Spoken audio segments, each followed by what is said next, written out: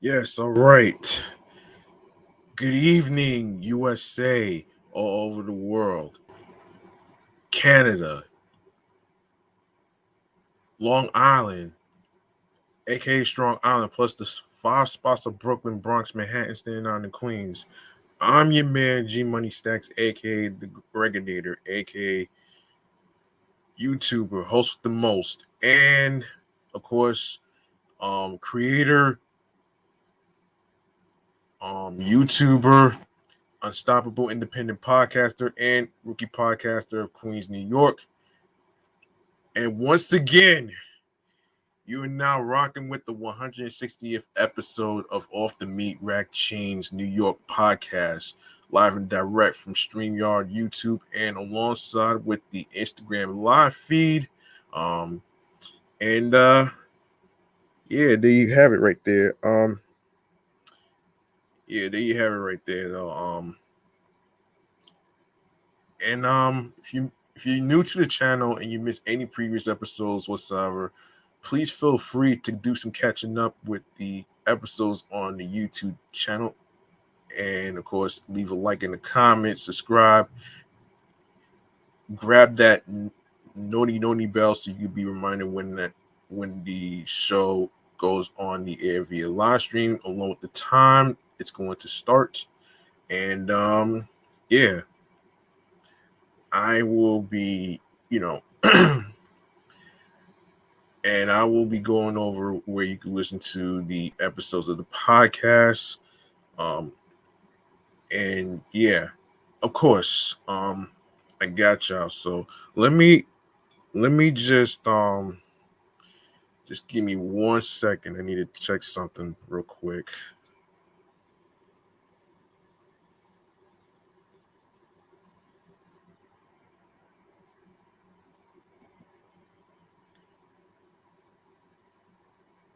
I don't know what's going on with my I don't know what's going on here, but that is not what I meant. Hold on. Give me 1 second. I need to check on something real quick.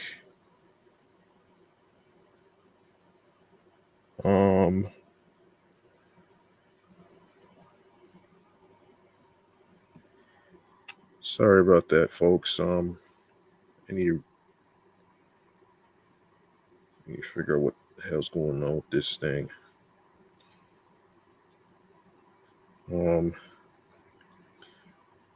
Anyway, in the meantime, while I'm trying to fix what's going on with the Instagram live feed, some technical difficulties here. Let's go into a little thing that I like to call mental health check-in for a second. Okay, yes, mental health check-in. Yes, as far as how I'm doing mentally, physically, and spiritually, in case you're wondering, um, I'm doing for the most part, I'm trying to hang in there despite the fact that I got a little choked up on whether or not I should be talking about this whole this topic that I had to scrap at the last minute for episode 161 titled vulnerabilities, because it's been kind of weighing on me, man, and I wasn't even sure if I was going to be able to talk about this because I don't have the experience or the experience of everybody else. Because the simple fact is that everyone is different, and I know it could take a toll out of a person to actually talk about things personally, and I kind of get it now. Even though I feel helpless to actually help and figure out how to get through, losses, whether it's losses, tragic losses, or whatever case it is.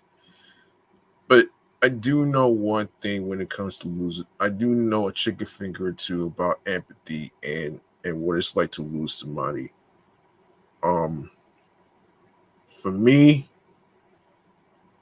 I lost some people. I lost my older sister.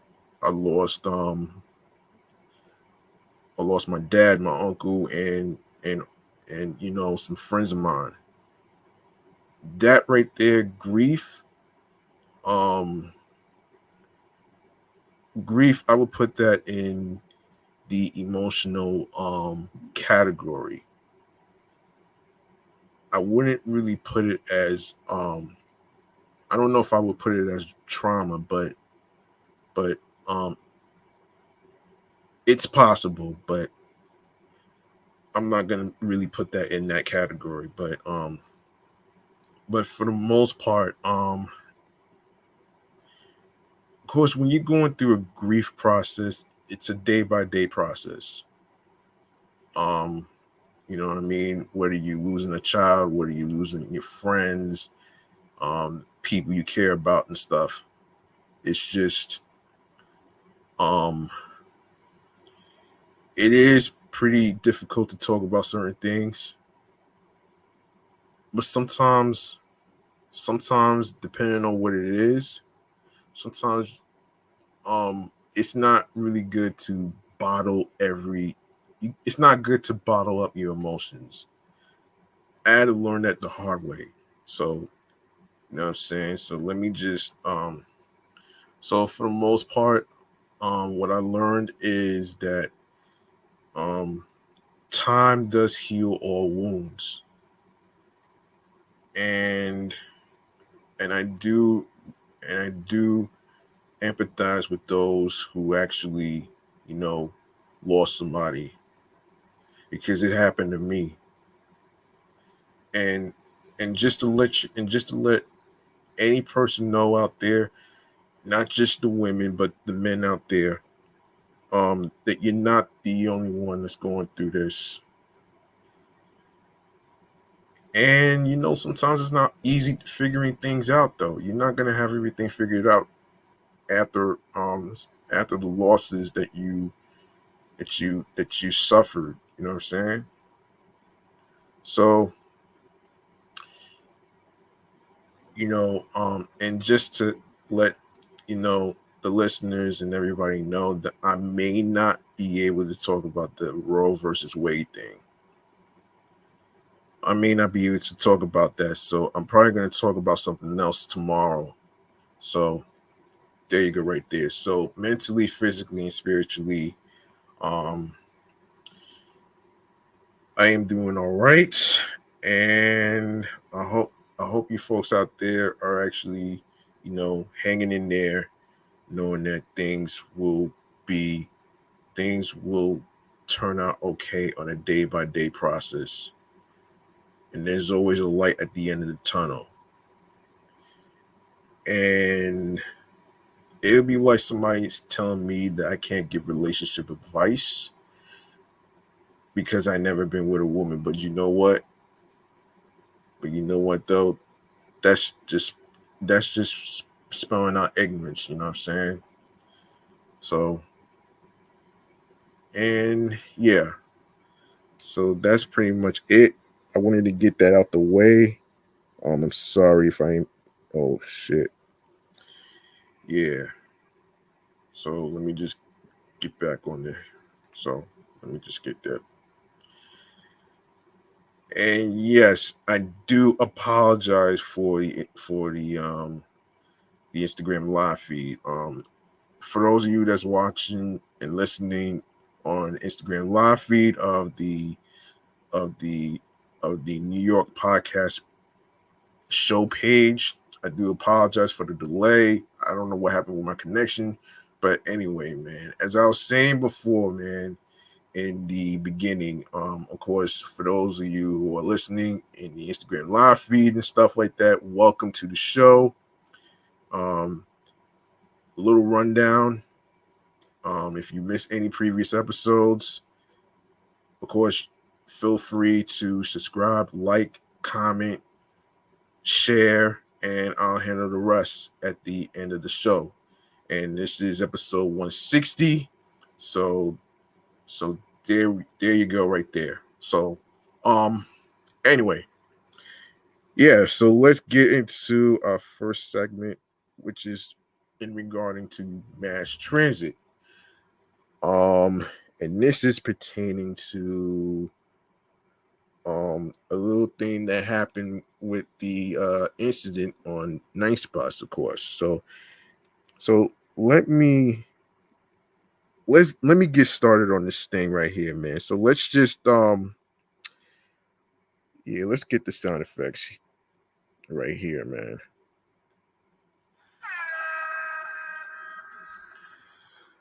All right. Okay, this is pertaining to what went down, and this is according to Bronx News12.com, and this is pertaining to what went down. So here's what's happening here. Police say two people have been arrested for pulling a knife during an altercation on a nice bus in Valley Stream, which is in Long Island, folks, and injuring an officer during the arrest. According to detectives, Kiara Cooper, age 22, and Kwame Wells, age 32, became involved in a verbal altercation on a nice bus at the intersection of West Merrick Road and Arlington Avenue. During the dispute, Cooper pulled out a knife and threatened two female passengers, ages 18 and 43 years old. How stupid does that sound, man?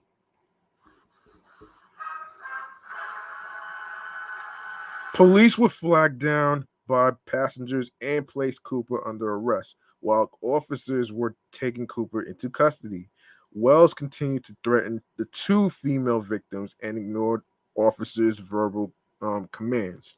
As officers attempted to place him into custody, Wells physically resisted and an officer sustained injuries during the course of the arrest due to the defendant's combative behavior.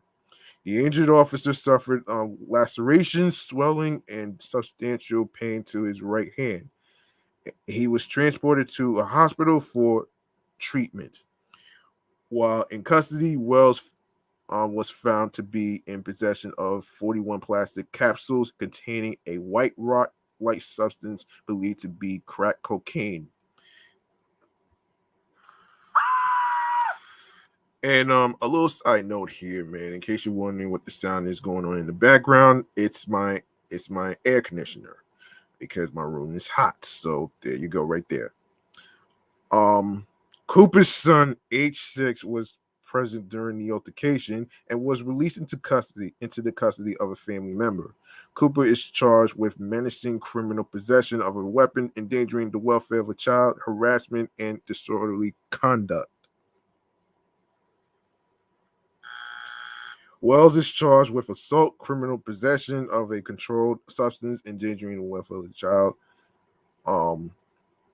resisting arrest, obstructing governmental administration, and disorderly conduct. Yeah, this is crazy, man. This is the craziest shit that I ever heard. And speaking of crazy, we got some more transit stuff to talk about too. Just hang on a minute here. Hang on a minute here. And I don't know why. Okay, look.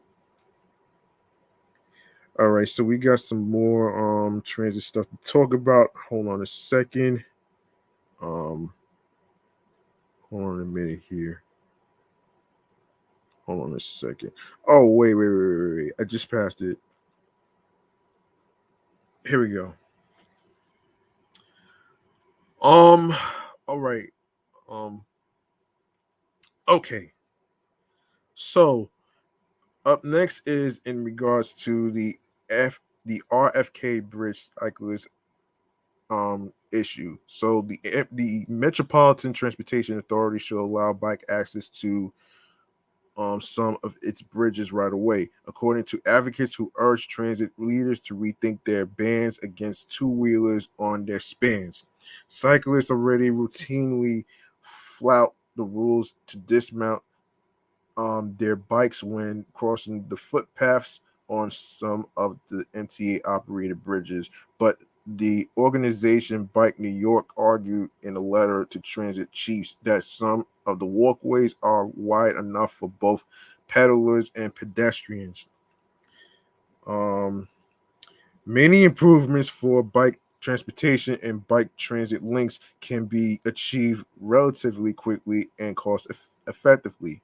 They need they need not wait for New York's lengthy public construction timelines to play out, reads the letter by the organization's advocacy director John Orcutt to the MTA chairperson and CEO Jenna Lieber. One moment. One moment.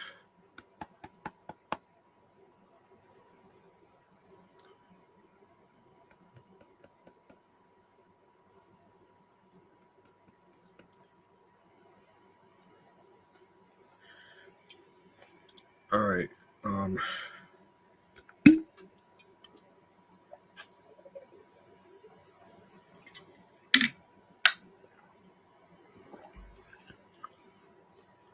all right.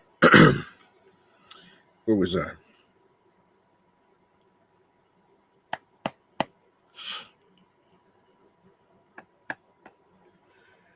Where was I? Okay. While cyclists can cross city-run bridges like the Brooklyn, Manhattan, and Queensboro bridges, the seven spans run by the MTA all ban bikes. There's no bike or pedestrian paths on on its three busiest spans: the Verrazano Narrows Bridge, the Bronx Whitestone Bridge, and Throgs Neck Bridge. Um. Okay. I've been working on this kind of stuff for 35 years, and the MTA has never had a legal bike trip over one of its bridges in that entire time, except for the five borough bike tour on the Verrazano on the Verrazano once a year. Orcutt told AM New York Metro in an interview. The state last year passed a bill requiring the agency to come up with a plan for better bike access. Similar to the Port Authority of New York and New Jersey, which has had a bicycle master plan for years.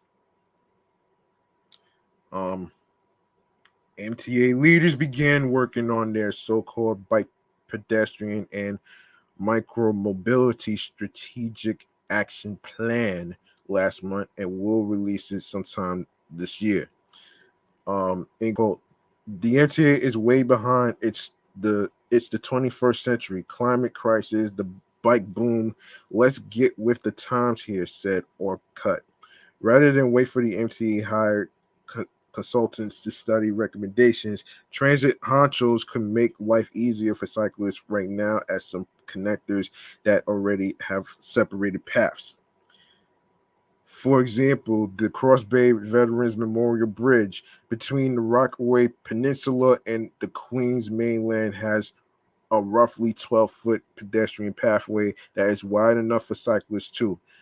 The letter argues, um, but the entrances are littered with signs telling cyclists not to ride across it. Similarly, the Robert F. Kennedy Bridge should also allow cyclists on its walkway this summer, but the MTA must raise the low fencing um, along its edge. In the longer term, the agency could take a page out of the book from the city's Department of Transportation by converting vehicle lanes into bike lanes on some of its busier bridges, like DOT did um, with the Pulaski Bridge between Brooklyn and Queens and the Brooklyn Bridge last year. The Brooklyn Bridge had similar average daily crossings of just over 100,000 as the Throgs Neck and Whitestone bridges. According to the latest comparable stats from 2016, one moment, from 2016, hang on a minute, hang on a minute here. 2016. Yeah, 2016. 2016. Where did I leave off here? Wait a minute here. Hold on. Wait, last year. Hold on. Last year. Yeah, 2016, while the Verrazano had closer to 200,000. Bike boosters in southern Brooklyn have for years been lobbying the MTA to repurpose one of the Verrazano's 13 motor vehicle lanes into a shared bike and walking path. The MTA works closely with Bike New York on improving cyclists and pedestrian connections to the transit system, and we are carefully reviewing the letter, said the agency spokesperson Aaron Donovan in a statement. In quote, as it acknowledges, the MTA seeks to increase accessibility for bicycle users, particularly as it pursues as a bicycle pedestrian micromobility strategic action plan. All right. Now that we got through this okay, we're gonna go to yes, we'll go to 4 men got shot. Yeah, we always have to start with the terrible news first, actually. So let's get to it. Let's see. Here we go.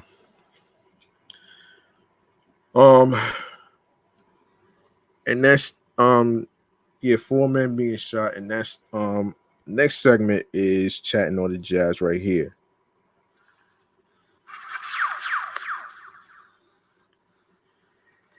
Yes, we are going to be talking about 4 men who recently got shot. 4 men were shot in the city in separate incidents Sunday morning, including one who was killed, cops said.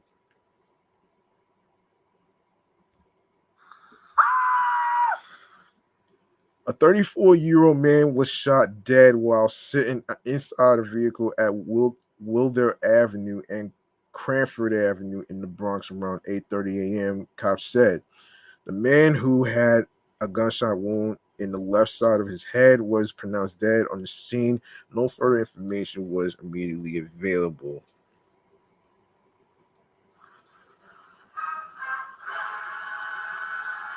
About 4 hours earlier, a 21-year-old was shot multiple times in his torso and legs when he got into a fight with 2 other men after their cars collided in Bushwood, Brooklyn, according to police. The shooter's vehicle crashed into the victim's vehicle at Central Avenue and Harmon Street, police said. A dispute broke out after the victim exited his vehicle and he was shot multiple times.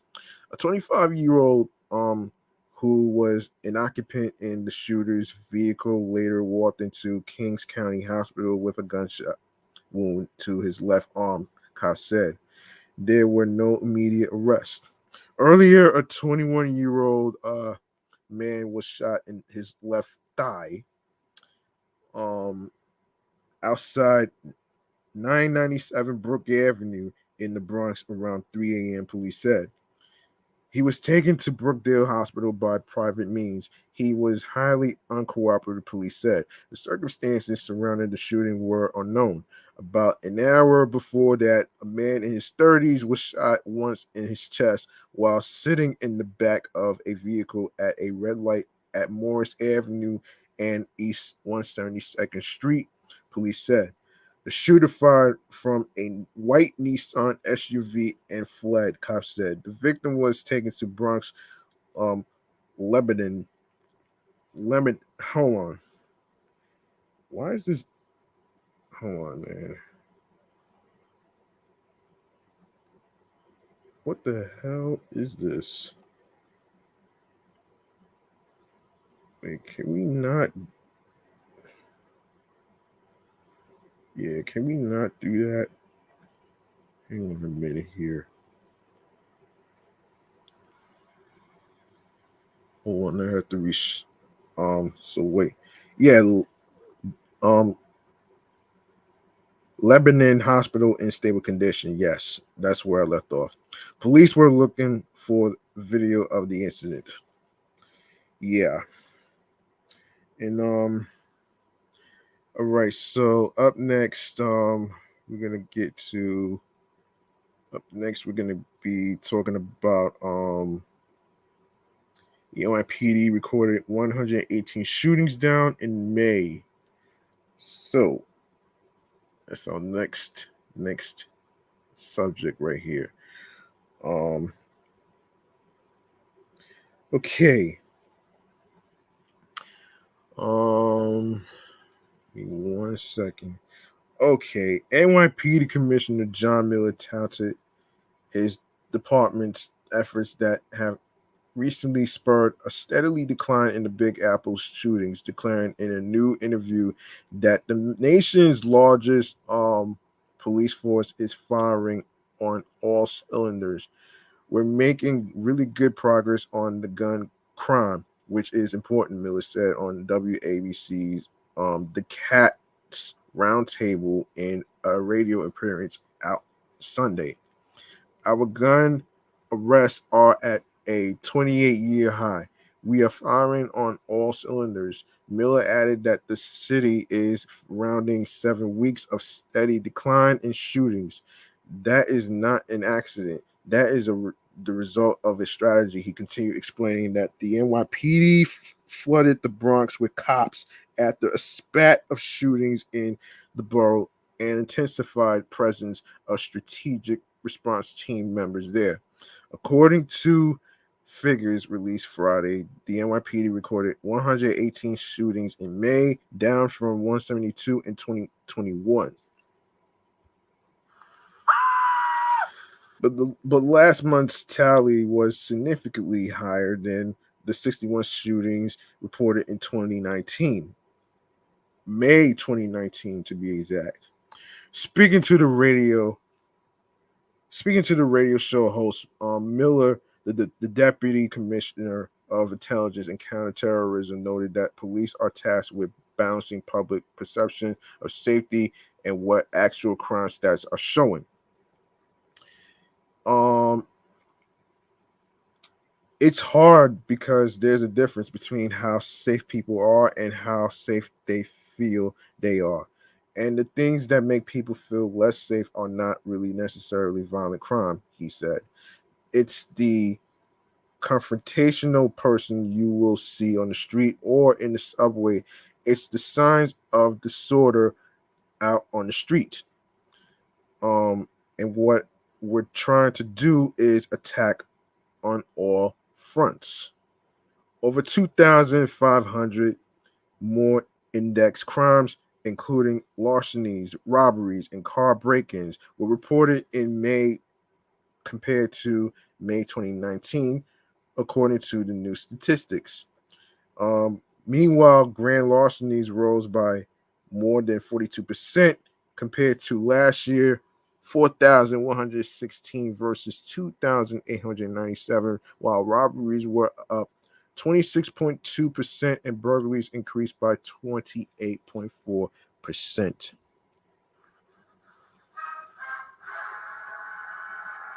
Miller also took aim at progressive criminal justice reform, saying it's created limited consequences for certain crimes that embolden repeat offenders, echoing sentiments expressed by NYPD Commissioner Keechant Sewell and Mayor Eric Adams. These are crimes that are largely not bail eligible now, he said. If somebody comes in and steals from the same store every day and walks out and we catch him every day, the judge has no ability to hold him, even if they know that crime is going to happen again. Under the 2019 bail reform law, judges were barred from setting bail in misdemeanor and many nonviolent felony cases. In April, Governor Kathy Hochul, and the state lawmakers rolled back some of those reforms in the state budget, allowing more repeat offenders to be held in jail pretrial. But Miller wants to see those charges go even further. These are the laws that would change, Miller said. Those need to be adjusted again.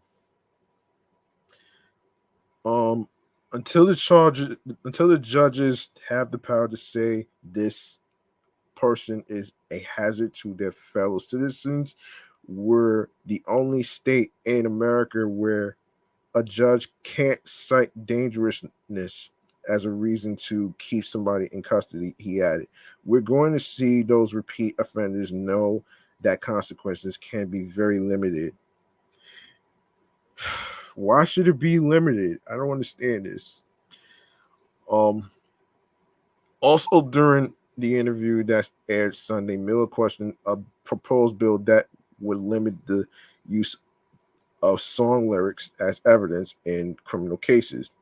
Of course, the rap music on trial legislation introduced by state sends Brad Ho- Hoyle Hoy Iman and Jamal Bailey and passed by the state senate last month, but not yet signed into law, would change state criminal procedure regulations in order to bar prosecutors from using artists' creative or artistic expression against them unless they provide clear and convincing proof of a direct connection between the work and the alleged crime. I get the idea of protecting art, Miller said, but in a city where we have gangs who are using drill rap to call each other out, and those things are actually resulting in shootings and murders and shooting kids, I'm just not sure that is the most useful legislative approach to make that problem better. Well, as I said before, in episodes ago, that I don't necessarily listen to drill music like that. Though, it's very, very, very hard for me to actually be in tune to drill music because of the fact that it's just crazy to me, man. You know what I'm saying? And I'm not even sure how to actually agree to all this, but I don't know. It's just not. I don't know. I don't know right now. So it's just to me, I don't know, man. I think drill music needs to go because drill music to me is it's not really hip hop per se, man. You know what I'm saying? This is just it's separate. It's some separate shit though, man. You know what I'm saying? Anyway, man. On to the next subject right here. Okay, Good Samaritan. Here we go. All right, Good Samaritan. All right, a Good Samaritan was attacked during the evening rush inside a Queens subway station this week when he tried to stop a suspect from assaulting another man, authorities said Thursday. The 54-year-old victim was on the northbound E train platform of the Court Square 23rd Street Eli Avenue station around 5:30 p.m. Tuesday's Tuesday when he saw someone punching a man and tried to intervene, cops said. But the suspect turned on him, headbutting him before grabbing the hockey stick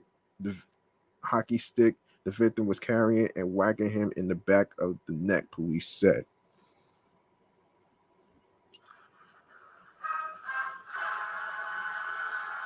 The suspect then ran out of the station and the victim was taken to Mount Sinai Hospital, Queens, with non-life-threatening injuries.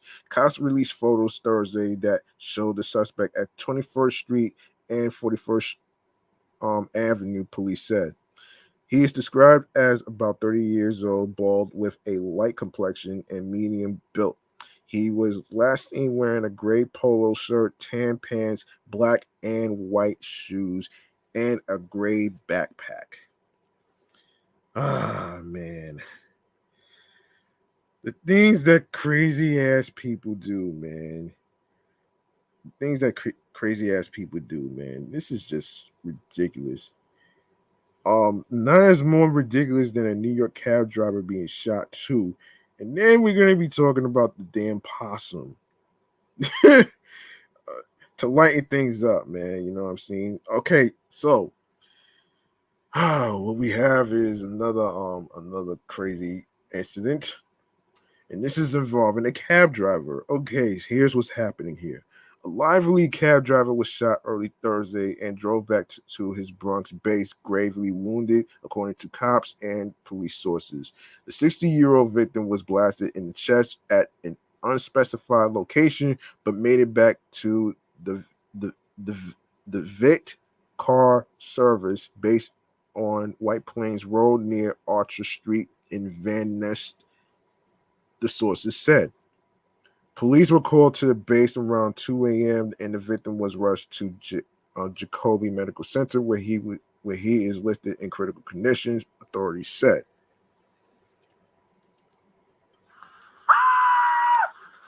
This is nuts, man.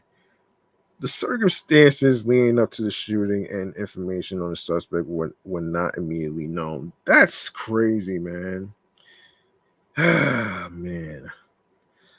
The thing, look, I'm gonna just go on to the next question. Not the next question, but the next story. In other crazy ass news, no, we need to talk about the idiot who got bitten by a damn alligator. Now it's crazy. It's crazy, and I was just saving this story for a future episode like this one. But and now they can't believe this shit though, man. You know what I'm saying? All right, so yeah, we're gonna get to that right now. So all right, so and took place in Florida, out of all places. Out of all places. Okay, so here's what's going on here. A man was killed on Friday after being dragged into a retention pond by an alligator near Myrtle Beach, South Carolina. The first um the first such deadly attack in the state since 2020, the authorities said. Damn. Fatal alligator attacks are rare in the United States, typically occurring about once a year, but the latest was the second in less than a month. The body of a man who had been retrieving frisbees from a lake in Largo, Florida, which serves as a habitat for alligators, was found on May 31st. Oh my gosh. Okay. In the Friday's killing, the authorities responded around 11:45 a.m. to a water rescue call. The Horry County Police Department said in a statement, rescuers determined that an alligator took hold of a neighbor who was near the edge of a retention pond and retreated into it, the department said in a statement. A biologist with the South Carolina Department of Natural Resources and an alligator removal contractor determined that the animal needed to be humanely euthanized on site, the police said. Messages left for the department were not immediately returned on Sunday. The authorities did not release the victim's name, age, or other circumstances about the attack. An investigation into the death is continuing, the police said. Oh my gosh. Um, damn, man. Jason Repack, who lives in the same community as the victim, snapped a photo of three alligators behind his condominium last month and posted it on social media. Um, I couldn't have imagined that it was likely one of these alligators that would later kill a man, he wrote on Friday. My prayers and heart goes out to the family as my arms wrap tighter around my kids and dogs near these ponds. And I don't know. My question is, what the hell is this guy thinking, man? You don't mess with alligators, okay? Alligators are not friendly, folks. They're not fucking friendly. You don't mess with alligators, man. Even if you accidentally put a frisbee in a fucking lake or whatever, retention pond or whatever. You don't do that, man. Like seriously, you don't do that. You know what I'm saying? Oh man. Oh my gosh, man. All right. So in an interview on Sunday, Mr. Repack said it was common to watch alligators walk on the road over a pair of retention ponds. Now and then he will see photos in the local news media of an alligator out and about, he said.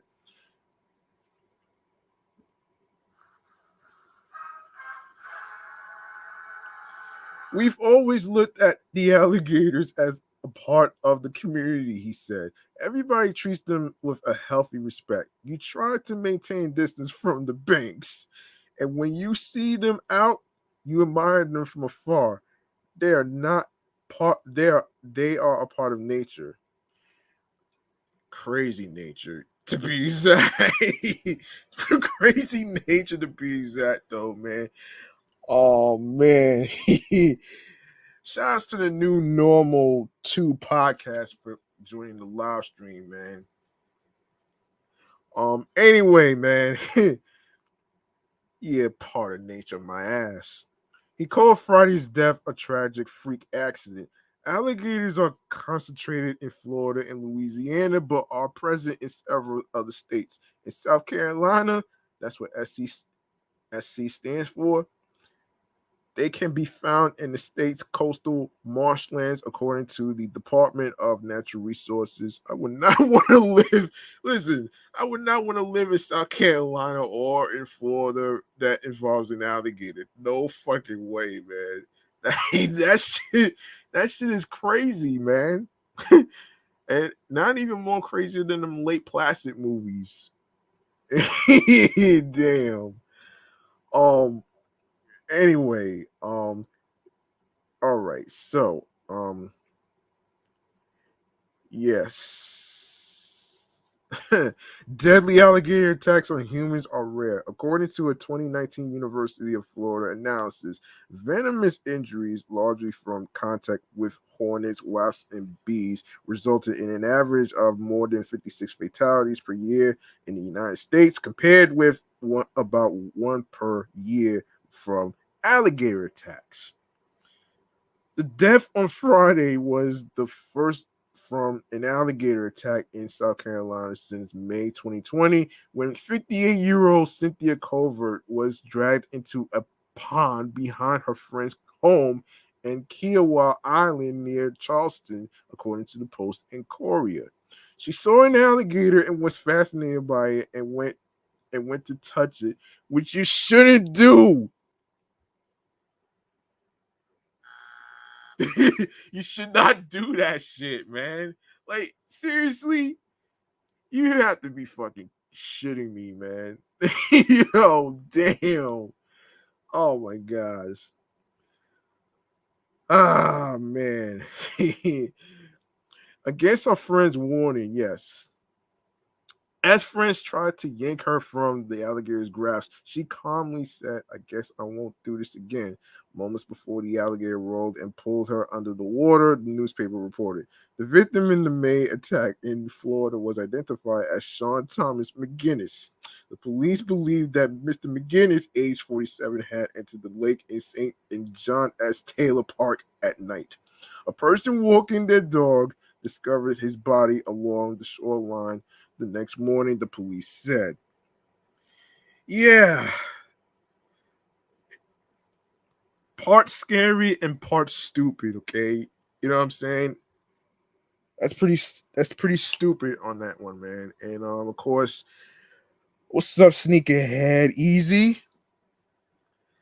All right. Our next subject.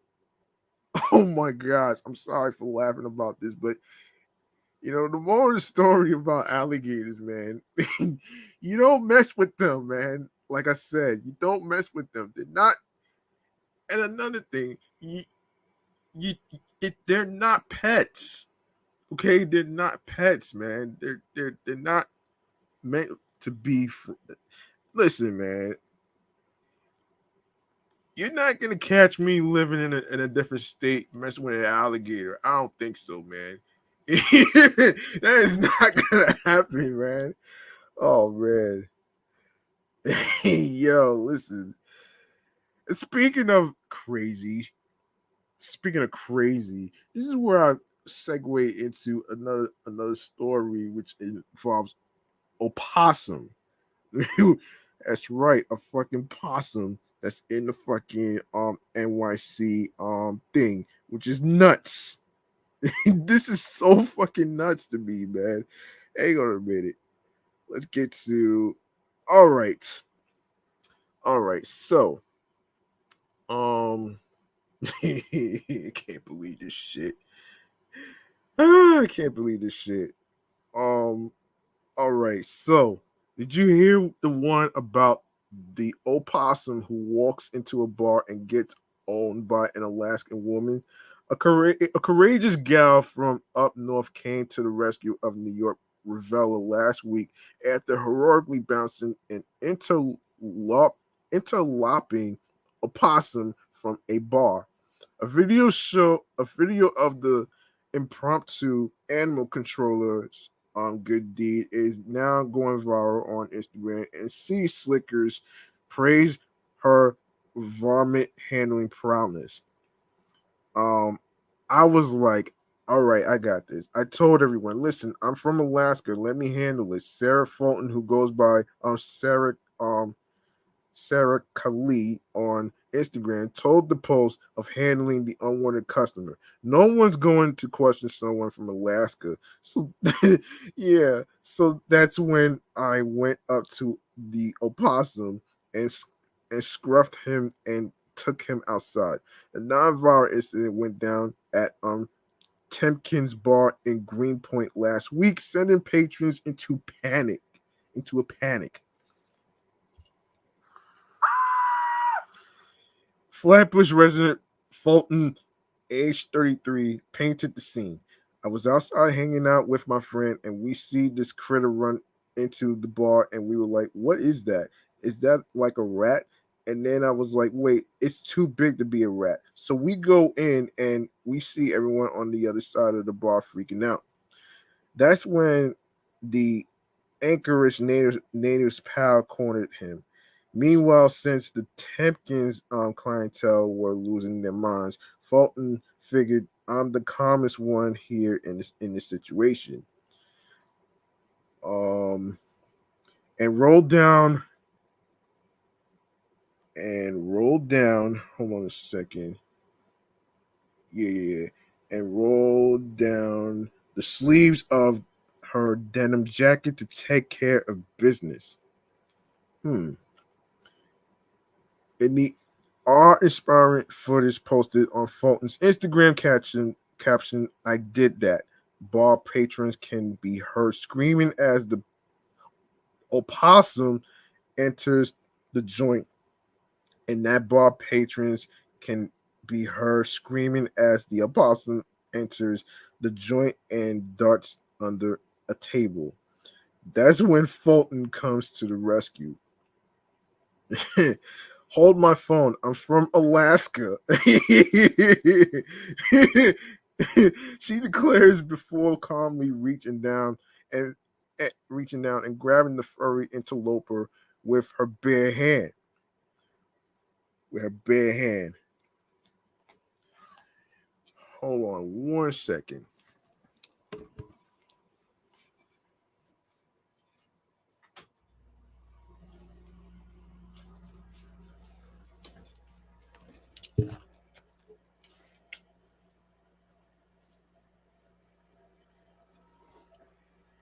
Yes, her bare hand. Yeah, her bare hand.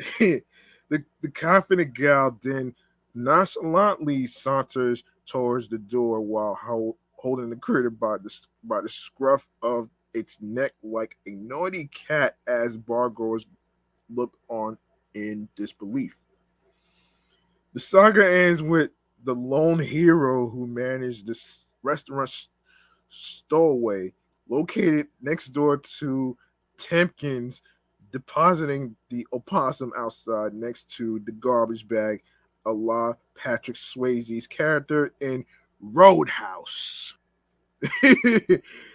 I just like went up to him and I was like, "Hey, I know you are afraid." The opossum whisperer recalled to NBC New York, and I was like, "All right, I think I'm just gonna scruff you and take you out because that would be the last, no, excuse me, the least painful for you." While several times bigger than your average New York City rat, the marsupial didn't phase Fulton, who told the Post, in quote, "I grew up with like moose in my backyard, and I go camping with black bears." So an opossum is literally not a concern. Really? Needless to say, her heroism struck a chord with the bargoers who reportedly bought her oodles of free drinks as a reward for saving the day. Everyone bought her so many rounds it turned into a party afterwards. Bartender Rachel Bessemer told her local NBC news outlet. Fulton also became the talk of Instagram, with one awestruck commenter writing, "You are brave. I definitely would have ran. You should drink for free forever anywhere in Greenpoint." Another gush. One newfound fan wrote, "I would like to nominate this Alaskan woman removing a possum from a bar in Greenpoint while Led Zeppelin blares as today's David J. Roth, New Yorker of distinction." Meanwhile, popular Instagram account Green Pointers shared this clip with the caption, "This lady don't play." Despite her courageous action, Fulton doesn't believe she's a hero. They're like, "You are a hero. You are a celebrity." I'm like, "What? No. The Verminator." The Verminator. The Verminator. Oh man. Hold on. The Verminator. Oh my gosh. Well, kind of funnier than my nickname, the Greginator, right?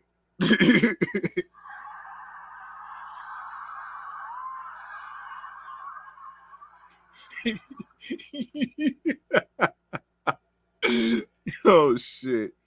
Yeah, the Verminator said. For me, it's just a wild animal. But I have to realize I'm not in Alaska. And that's not something you see every day. Wow. Wow. Let's make some noise for this Alaskan hero right here, man. Let's make some noise, man.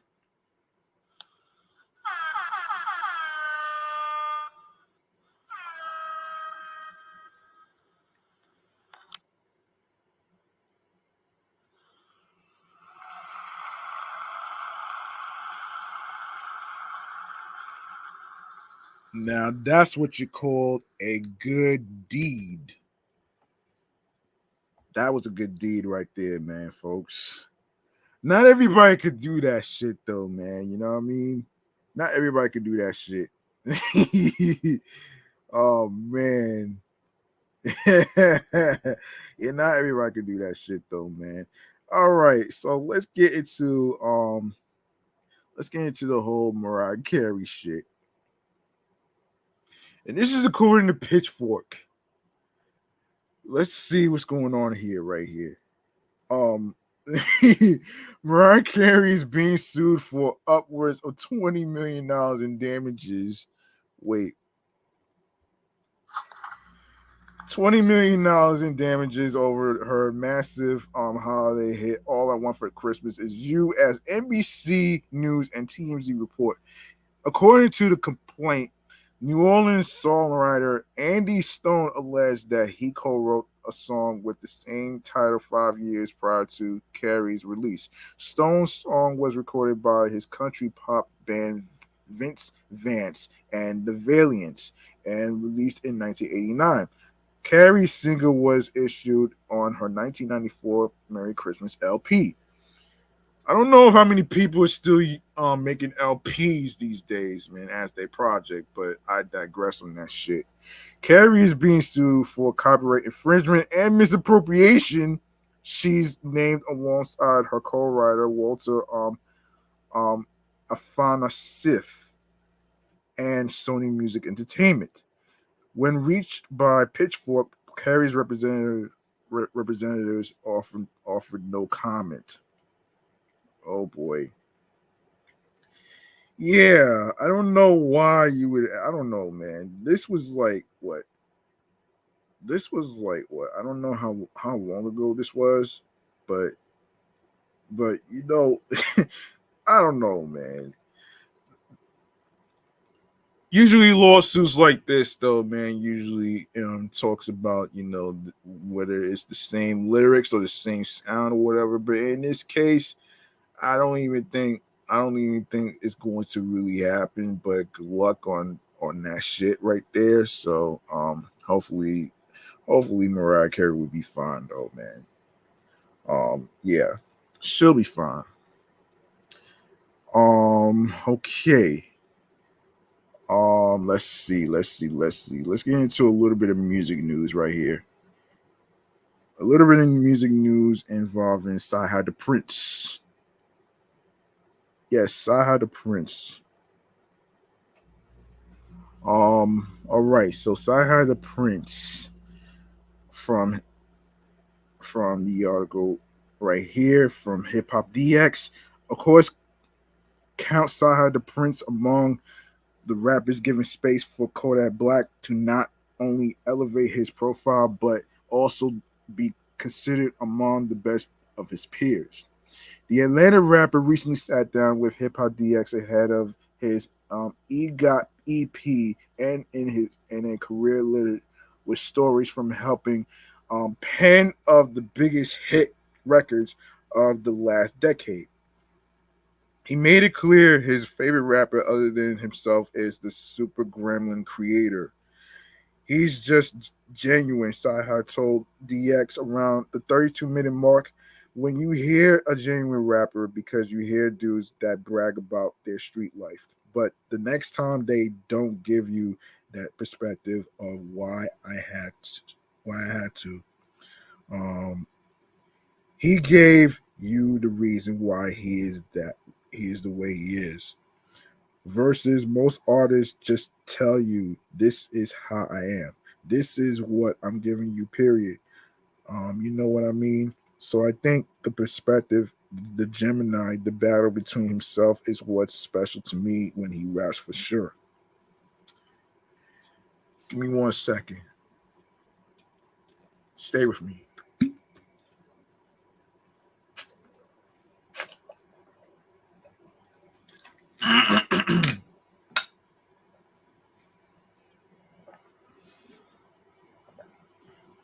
Cyhi Da Prince revealed his initial fondness for Kodak Black began in 2016, right as Kodak Black's ascent was beginning and ahead of the release of his No Dope on Sunday's album a year later. As much acclaim as Cyhi's pen has garnered over the past few years, including helping craft Travis Scott's Sickle Mode, his freestyle skills remain among the elite in hip hop. During a visit to Los Angeles recently, he stopped by the LA Leakers and blessed the mic with a 6-minute freestyle over 42 Doug's Maybach and Jeezy's Go Crazy, blistering through with layered double enter intenders, intricate wordplay, and more. Cyhi was so impressed with his talent, he quickly jumped to Twitter and proclaimed himself the best rapper alive. I'm done being humble. I am the best rapper alive. He tweeted on June 1st. I'm one of the most important writers of the 21st century. And now I'm coming for what's mine. All right, so yeah, there you go, right there. All right, so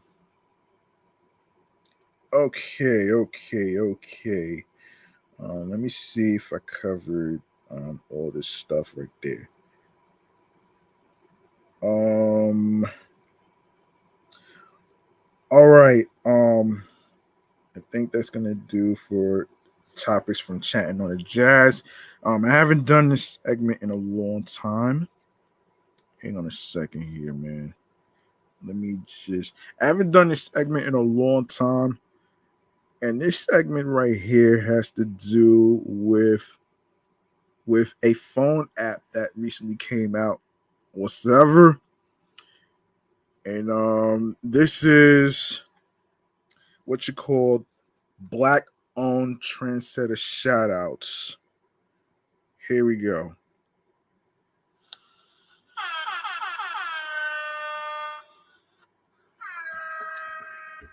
All right, so this is pertaining to, and this is very important, and this is why I named this episode "Excellence in the Culture of Our Phones" because it has to do with a phone app which is called For Us by Us, and they created a network. So I'm gonna actually fill you folks in on what it is and what it's about and what are the benefits behind it. So stick around and stay with me.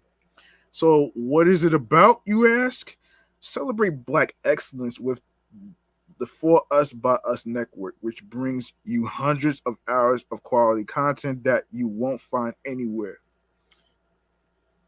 All right. And this was released March 30th of this year and updated in June 14th of last week. And as for the App Store description, celebrate Black excellence with the For Us by Us network, which brings you hundreds of hours of quality content that you won't find anywhere. You can watch our live channel streaming your favorite shows 24 hours a day for free. Free! And of course, you can watch our free content with ads or subscribe and watch our premium shows ads free. Under our quarterly or annual plans, New York, no, excuse me, new shows added all the time. Browse them by genre or simply search your favorite shows and watch them anytime, anywhere. You can add the shows you love to your watch. You can add the shows you love to your watch list.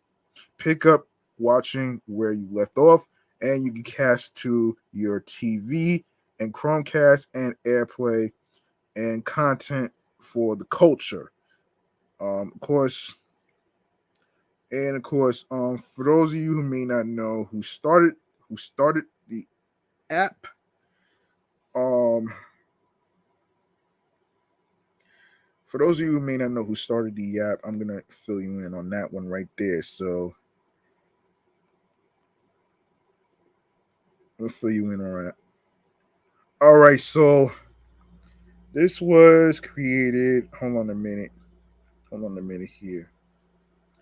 Oh shit. Okay. So This was created by the founder of J. Alexander Martin of the Fubu brand for Us by Us Network. Of course, you could actually yeah, that's who started this. So congratulations to J. Alexander Martin on the launch of the For Us by Us Network phone app. Let's make some noise, man. Let's make some noise, man.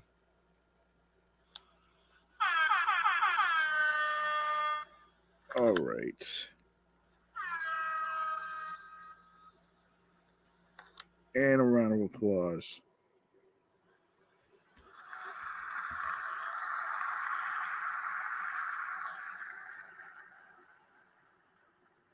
All right. Okay. So, um so we gotta talk about the number one film that's in the box office right now. The biopic Elvis is killing the box office right now, and this is the movie Man Cave popcorn segment right here. So here we go, right here.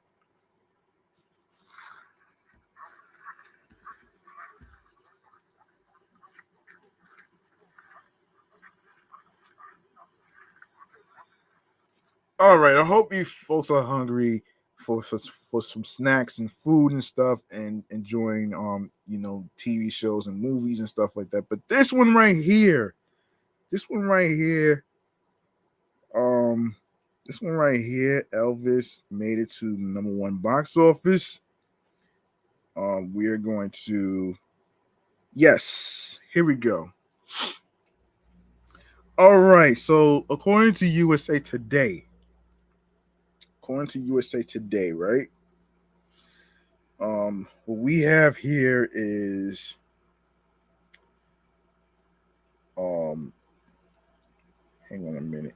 Yeah, so we have here is a biopic, Elvis, of course about the life of a musician. Elvis has won its box office dance off with Top Gun Maverick, which by the way made over $2 billion. By the way, that's pretty awesome right there, man. That's pretty awesome. $2 billion in the box office for Top Gun Maverick. Yes, after the two films reported the same ticket sales Sunday, Monday's final numbers has Elvis alone as the king of the weekend. Um, yes. Elvis ultimately grossed $31.1 million from Friday to Sunday, according to Warner Brothers. Final figures Monday. That's a touch above the $30.5 million the studio forecast on Sunday. Um, Hang on a second here. What the hell happened here? What the hell happened here? Hold on. All right. This is where I was. Oh yeah. All right. Forecast on Sunday. Yes. When when the when film studios report box office on Sunday, they are able to fairly accurately predict Sunday's ticket sales. Paramount Pictures, on the other hand, slightly overestimated how Top Gun Maverick fared in its fifth weekend after the studio reported the same $30.5 million for the Top Gun sequel on Sunday. The studio's final number came in at $29.6 million. Of course, um, let's get to regardless, both films performed. Um, both films performed well. Baz Luhrmann's Elvis Presley biopic opened above expectations and brought out large numbers of older moviegoers, a segment of the audience that's been slow to return to theaters during the slamdemic. Above, no, excuse me, about 60% of the audience for Elvis was over the age of 35. The film, starring newcomer Austin Butler as Presley and Tom Hanks as Colonel Tom Parker, outperformed the first weekend of the Elton John biopic Rocket Man, which launched with $25.7 million in 2019, though it fell well short of the Queen movie about Freddie Mercury. Bohemian Rhapsody opened with $51.1 million in 2018. And Elvis, which cost about $85 million, which is the budget to make, was propelled by strong reviews, 79% fresh on Rotten Tomatoes, good word of mouth, an A minus on Cinema Score, and a glitzy Cannes Film Festival premiere. Um, early in production, no, early in the COVID-19 slandemic, the film was on the cups of beginning production in Australia when Hanks tested positive.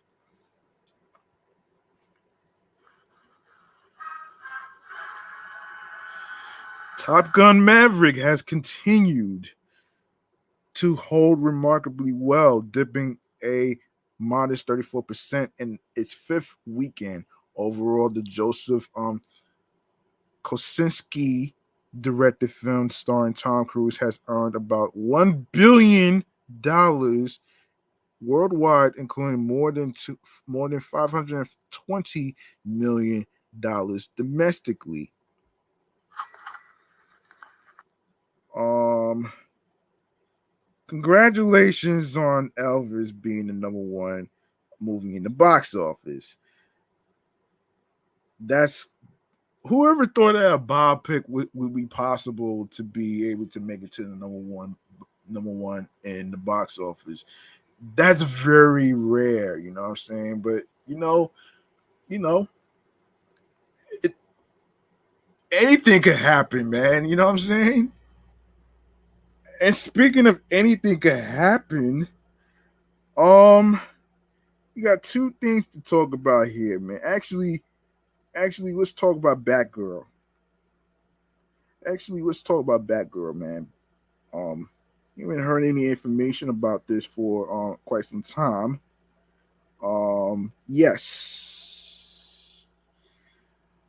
Yes. Here we go. Um, yes, here we go. Um,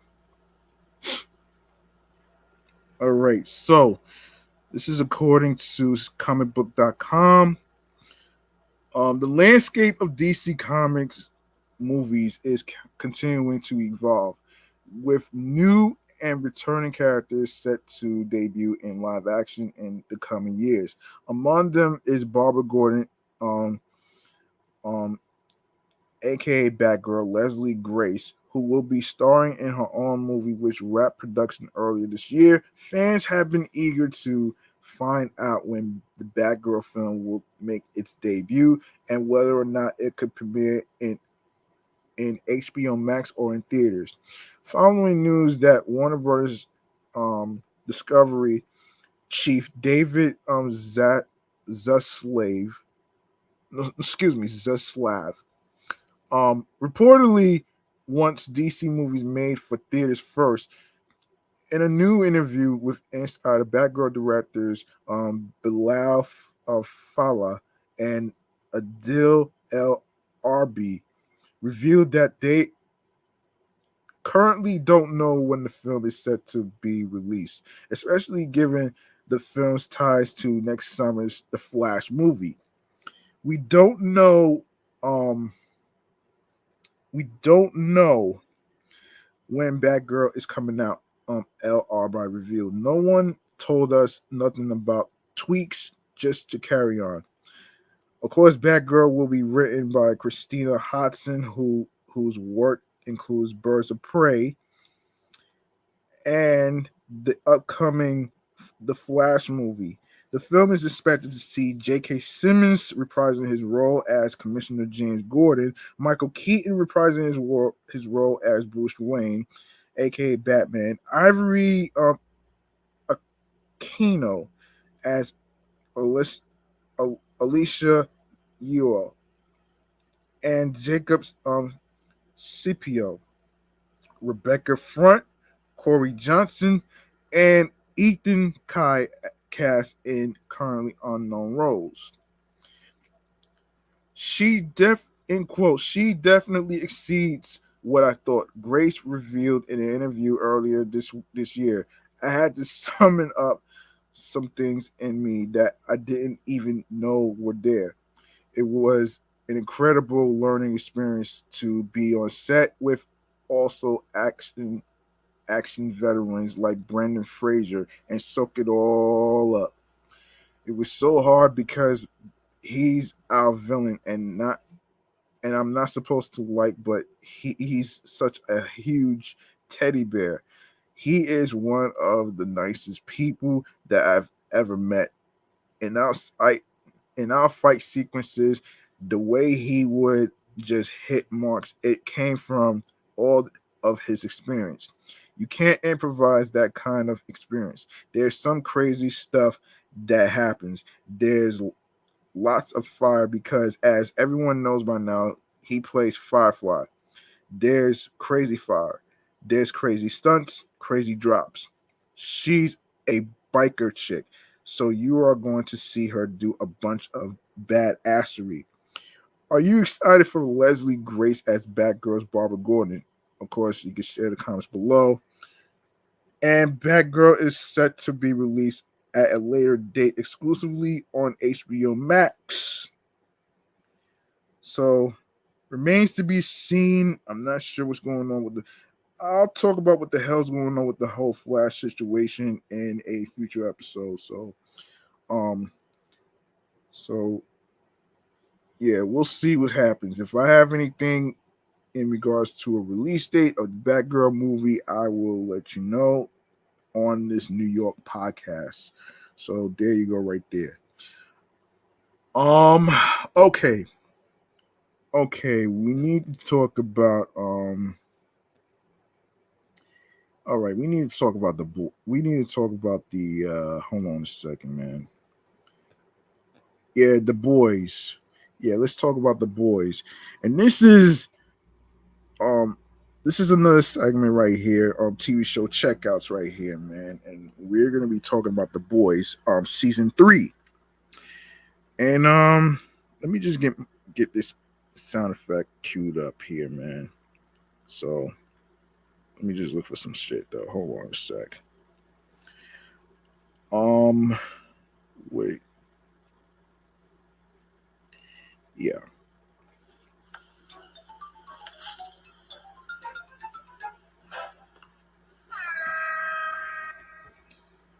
All right. All right. We're going to be talking about the boys. All right. Um the boys are back in town. Amazon released the first look. Hold on a second. Yes. Yes, Amazon released the first look at The Boys season 3 in March 2022, and it might leave fans with more questions than answers. Billy Butcher, Carl Urban, looks into the mirror with glowing eyes and later seems to shoot rays of heat out of his face. For a guy whose life mission has been to kill the superheroes, that's pretty disconcerting. No, disconcerting. Sorry. The Amazon Prime Video series follows. Wait a minute here. Why is this? Sorry about that, folks. This is a damn fucking car with loud exhaust pipes. Sorry about that. Um. Okay. Where the hell? Where the hell did I go? Oh, where? Yeah. Yes. Yes. The. Hold on a minute.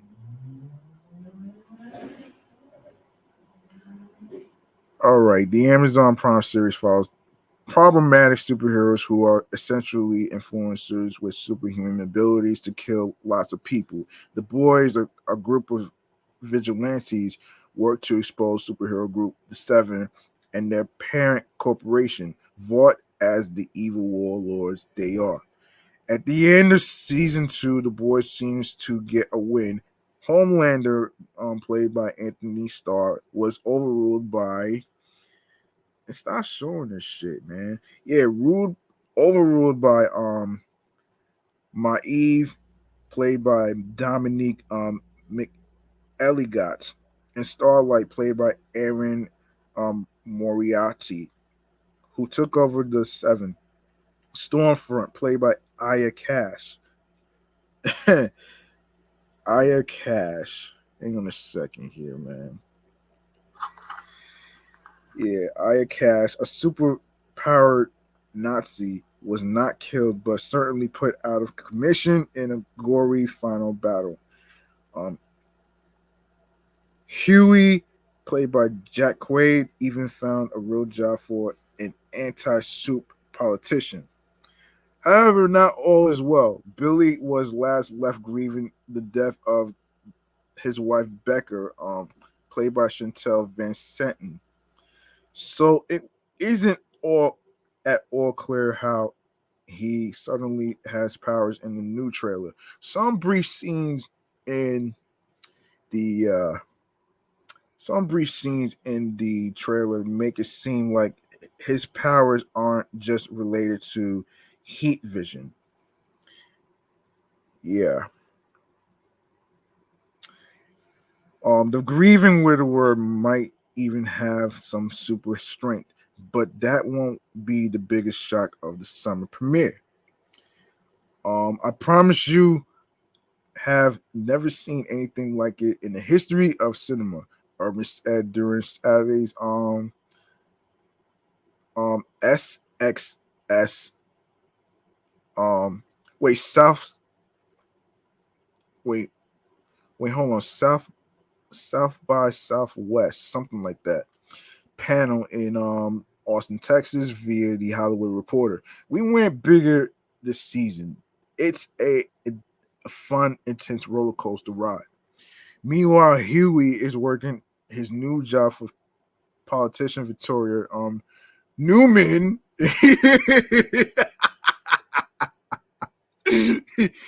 played by Claudia Dumont. But it turns out she isn't just trying to legislate soups to protect Americans. She has the ability to make people explode from the inside out. And the gross blood splatters and Huey in the season 3 teaser signal that he'll figure out her little secret. Showrunner Eric Kripke teased at the end of season 2 that Victoria won't be an exact adaptation of the character from The Boys comic by Garth Ennis and Derek Robertson, who also served as executive producers. In quote, there is a corrupt politician in the books named Vic Newman.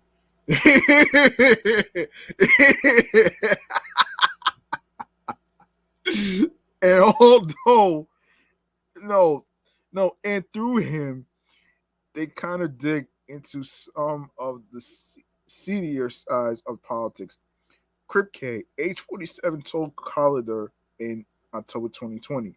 And although we have a very different character, I think we're signaling that we also have a corrupt politician who is going to lead us into some of the seedier sides of politics as the show proceeds. In addition to the returning characters, fans also will also meet Soldier Boy, the boys take on a Captain America like figure. Jensen Ackles, who starred in Kripke's hit show Supernatural for 15 seasons, gets quite a bit of screen time as the World War II veteran in the March trailer. One scene shows the new character getting punched by a World War II soldier in an apparent flashback. He smirks through his mask, which is complete with a patriotic star and eagle, as he gears up for the fight. At the end of the teaser, however, Aiko's character rips off his wrist restraints and an oxygen mask. His long hair and beard make it look like he's been out of commission for a while. So why is he back now? Amazon is keeping his storyline under lock and key, but scroll down to find out everything we know so far about The Boys season 3. And of course, it already um premiered on June 3rd on Amazon Prime Video with the first 3 episodes. Yes, the following installments will be released every Friday. Um, and of course, I already mentioned. Okay, so Urban, Quaid, Star, Moriarty, McElliott, and Dumit return alongside Jesse T. Usher as A Train, Laz Alonso as Mother's Milk.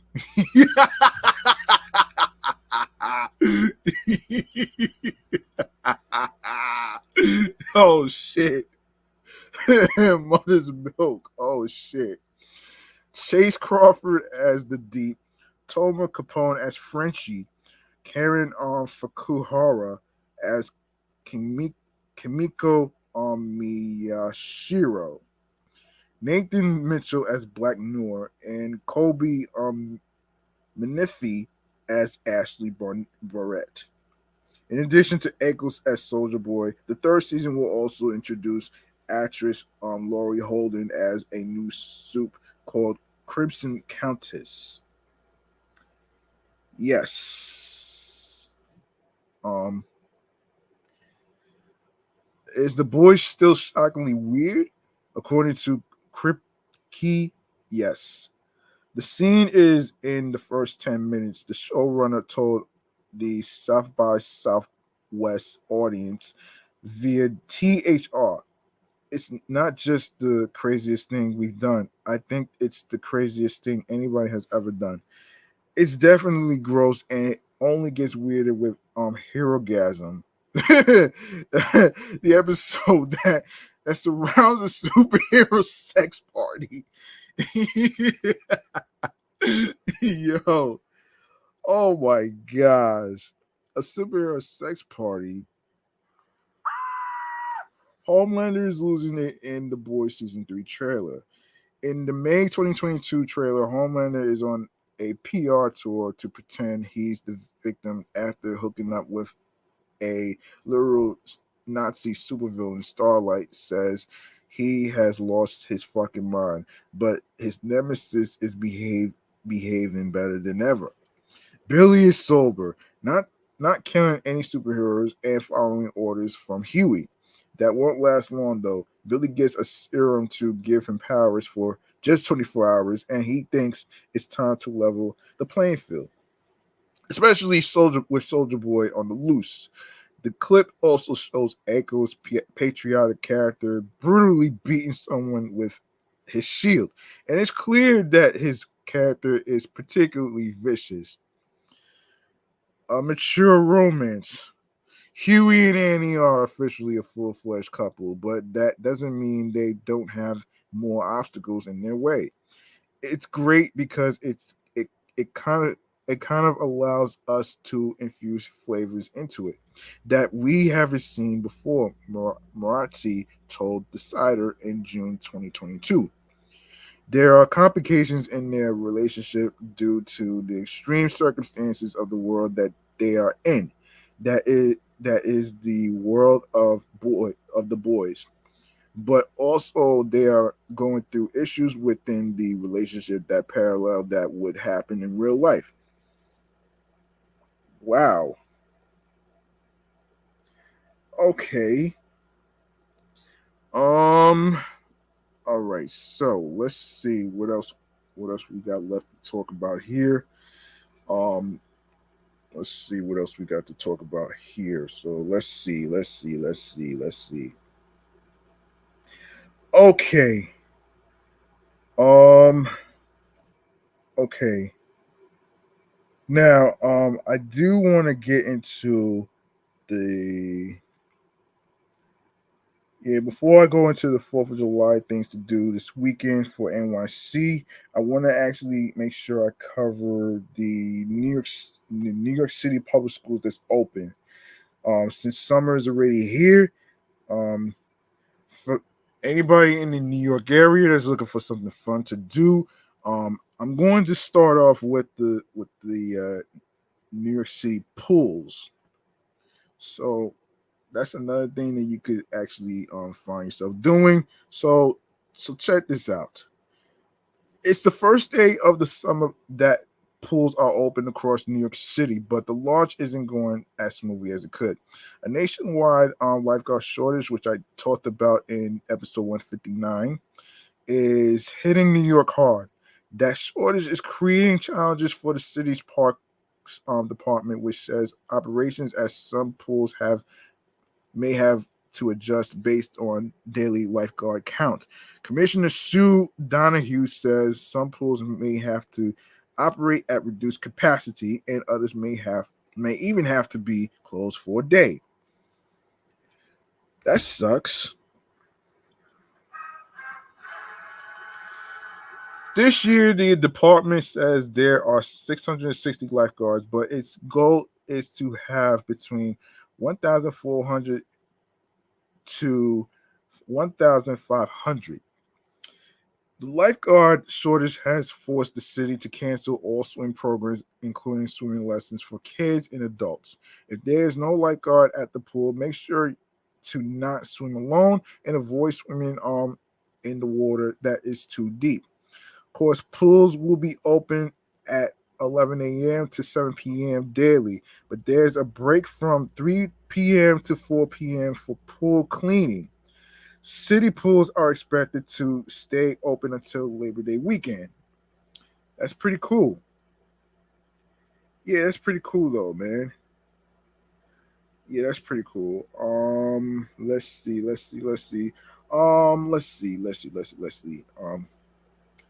Now,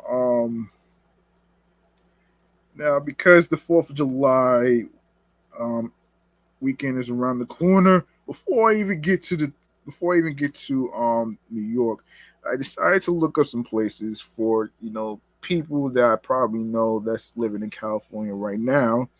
Of course, just looking for something exciting and something up, to cheer them up, especially what went down with the whole crazy Supreme Court shit. So I'm not even gonna get into too much of that. So starting with California and Los Angeles, this is according to timeout.com. Things to do best for the 4th of July event.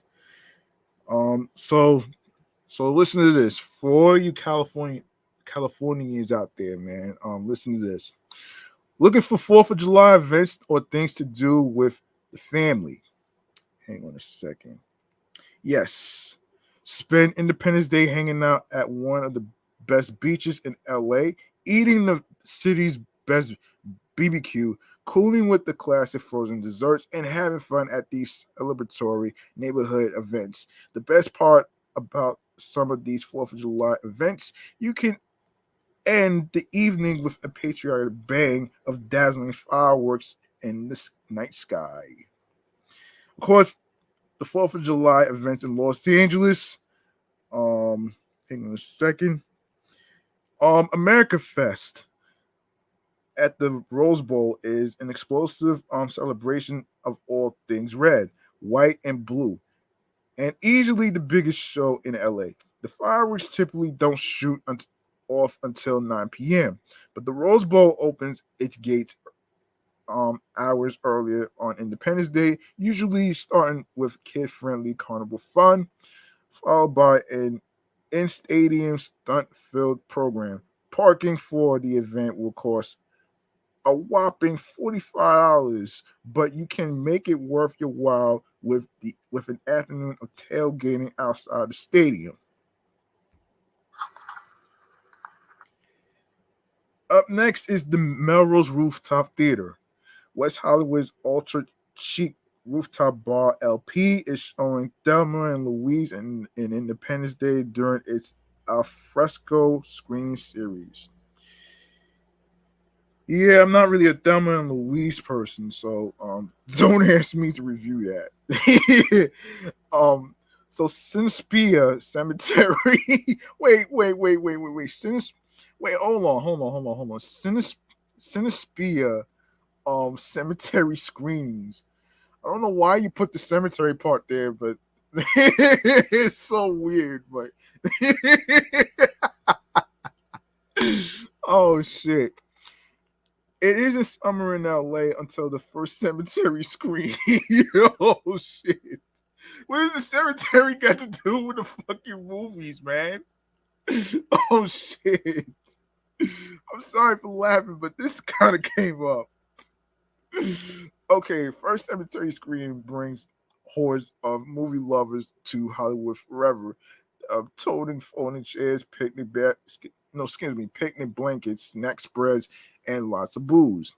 For the weekend of the 4th, of Cinespia is screening The Fast and the Furious, July 2nd, Purple Rain, July 3rd, all-time classic, and Ferris Bueller's Day Off, July 4th. Each one with a fireworks finale. All right. Now, let me just take a look at the price here, man. Let's take a look at the pricing. Let's take a look. Let's take a look. Let's take a look here, man. Now the tickets, if I'm not mistaken, let's see how much would the tickets be. I have to really, yeah, it doesn't really say exactly, but there's so many. Okay, there's some. All right, so there's so many, right? So you have the Fast and the Furious. You have Purple Rain, like I said before. Um, Ferris Bueller's Day Off. Of course, you have Almost Famous, Showgirls, Pretty in Pink, Jackie Brown, Alfred Hitchcock's The Birds. Um, that's mad throwbacks right there. So I don't know how. So the tickets, right? So let's talk about how much the tickets is going to be. So we're not sure. You know, um, let's see. Let me see how the damn tickets is going to be. Hang on a second here. So let me see. All right, so I think I'm gonna leave that to you folks out there. I'm gonna leave that to you folks out there. Oh wait. I just see it. I just saw it. Hang on a second. No. Hold on. No. I'm gonna leave that to y'all, man, to look up the prices for yourselves. So I'm just gonna continue where I left off here. All right. So, um, wait. There's more. I didn't wait. I did not see that. I did not see that, man. Hold on. Wait, I didn't see that. Hold on. I did not see that shit. Wait, I did not see that shit. There was more information about this shit, though, man. Uh, all right. Yes. All right. For its first batch of summer screenings this year, Cinesphere will be showing Mean Girls, of course, May 28th already passed already. Back to the Future already passed already, May 29th. And American Psycho, June 4th already passed. Wizard of Oz, June 12th already passed. Aliens, June 18th passed already. And but I'm a Cheerleader, June 25th at the Hollywood Forever, blah, blah, blah. Plus Jurassic Park, May 13th already passed. Twilight, June 3rd. They're doing all these other movies. Okay, so the 4th of July, then come the 4th of July, the series will present 3 fireworks accompanied screenings over the long weekend. The Fast and the Furious, July 2nd, Purple Rain, July 3rd, and Ferris Bueller's Day Off, July 4th. The rest of the month includes Almost Famous July 9th, Showgirls July 16th, Jackie Brown July 23rd, and The Birds July 30th at Hollywood Forever, plus Pretty in Pink July 22nd at um, LASHP. For each evening, pack a picnic, pose in the photo booth, and enjoy DJ sets, DJ parties, and all sorts of other magical mischief that otherwise be strictly forbidden behind the cemetery gates. It's an LA rite of passage, a quintessential summer experience, and one of the best film venues in the city. Just be sure to get your ticket early, arrive early, pee early. It's important.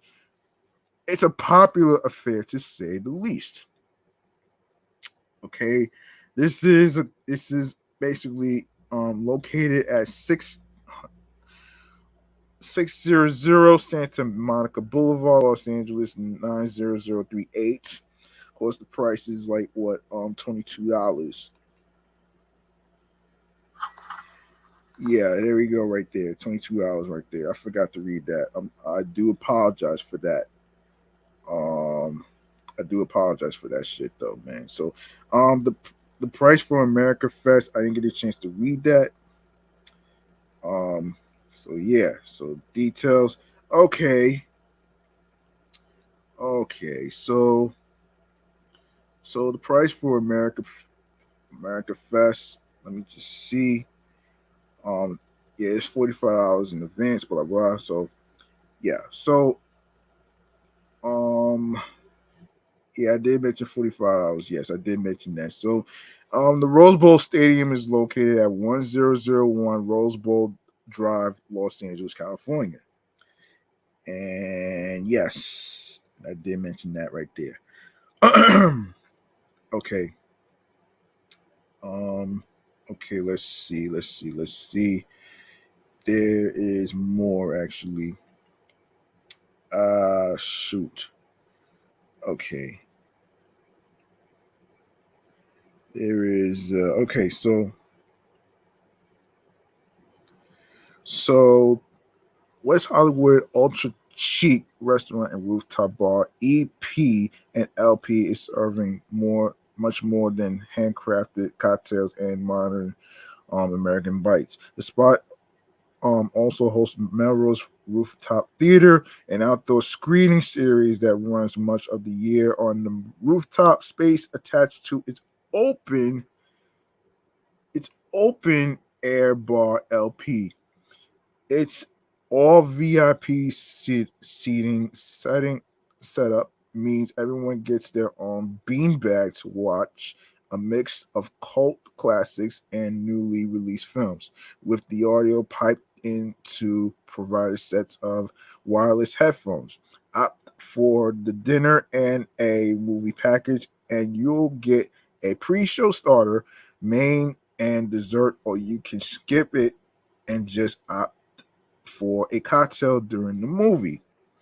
And of course, and of course, EP and LP is located at 603 North La Cienega Boulevard, Los Angeles, California, 90069, and the price is $30. So there you go, right there. Yes. So 4th of July fireworks. There's more to this. Let's get to there. So 4th of July fireworks in Marina Del Rey. Of course, there's more. So Timeout says there's something about watching fireworks over the ocean. Every year in Marina Del Rey, fireworks explode over the Marina Channel, and spectators gather all over to watch.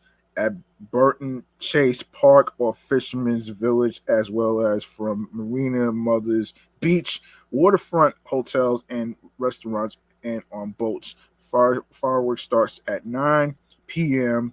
and usually lasts for about 20 minutes. Arrive early to the area's county lots. and of course, Fisherman's Village is located at 13737 Fiji Way, Los Angeles, California, 90292, and it is free. Okay, and of course, we got a Bolt Cinema. Okay, so true to its name, Bolt Cinema will present movie screens literally on um, Castaic Lake every Friday, Saturday, and Sunday. This summer, you can rent an electric mini boat that seats up to 5 people or watch from the shore. Either way, over the holiday weekend, you can watch Jaws July 1st and July 2nd, and Top Gun on July 3rd. Oh man, Jaws. Anytime I hear the movie about Jaws, a shark movie and shit, I immediately think of the shark attack. All right, so we got more information to get to here. Yes. Let's see. So, though we've largely reverted back to grassy picnic style movie screens after a stretch of pop-up drive-ins, we'll gladly get back in our vehicles for this series, since this time that vehicle is a boat. True to his name, Boat Cinema will once again present largely on nautical themed movie screenings. Of course, like Jaws, man. I can't believe that's in there. On the beach at Castaic Lake every Friday, Saturday, and Sunday this summer. You can rent an electric mini boat that seats up to 5 people. Of course, $279. Front row for $329. Both a considerable increase over the last season's prices. Or bring along your own blankets and chairs for a spot on the beach for $20. The movie itself will be screened on the sand and viewable from both land and on the lake. You'll be able to kick things off with beachside music, pick up picnic, or um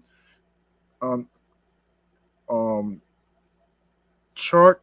Wait, hold on. Wait, charcuterie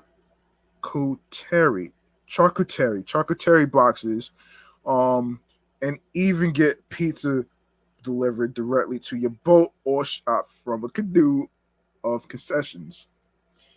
And of course, Castaic Lake is located at 32132 Castaic Lake, Castaic, 91384.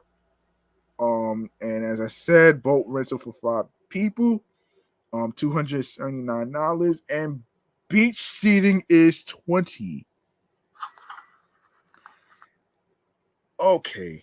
There's a lot more to get into. The Hollywood Bowl hosts a fireworks-filled summer bash each year, and this time around, Steve Martin and Martin Short will have the honor of tackling the show. Bring a bottle of wine and sit through the show. Tickets start at $21 way in the back, and then stick around for the post-concert pyro.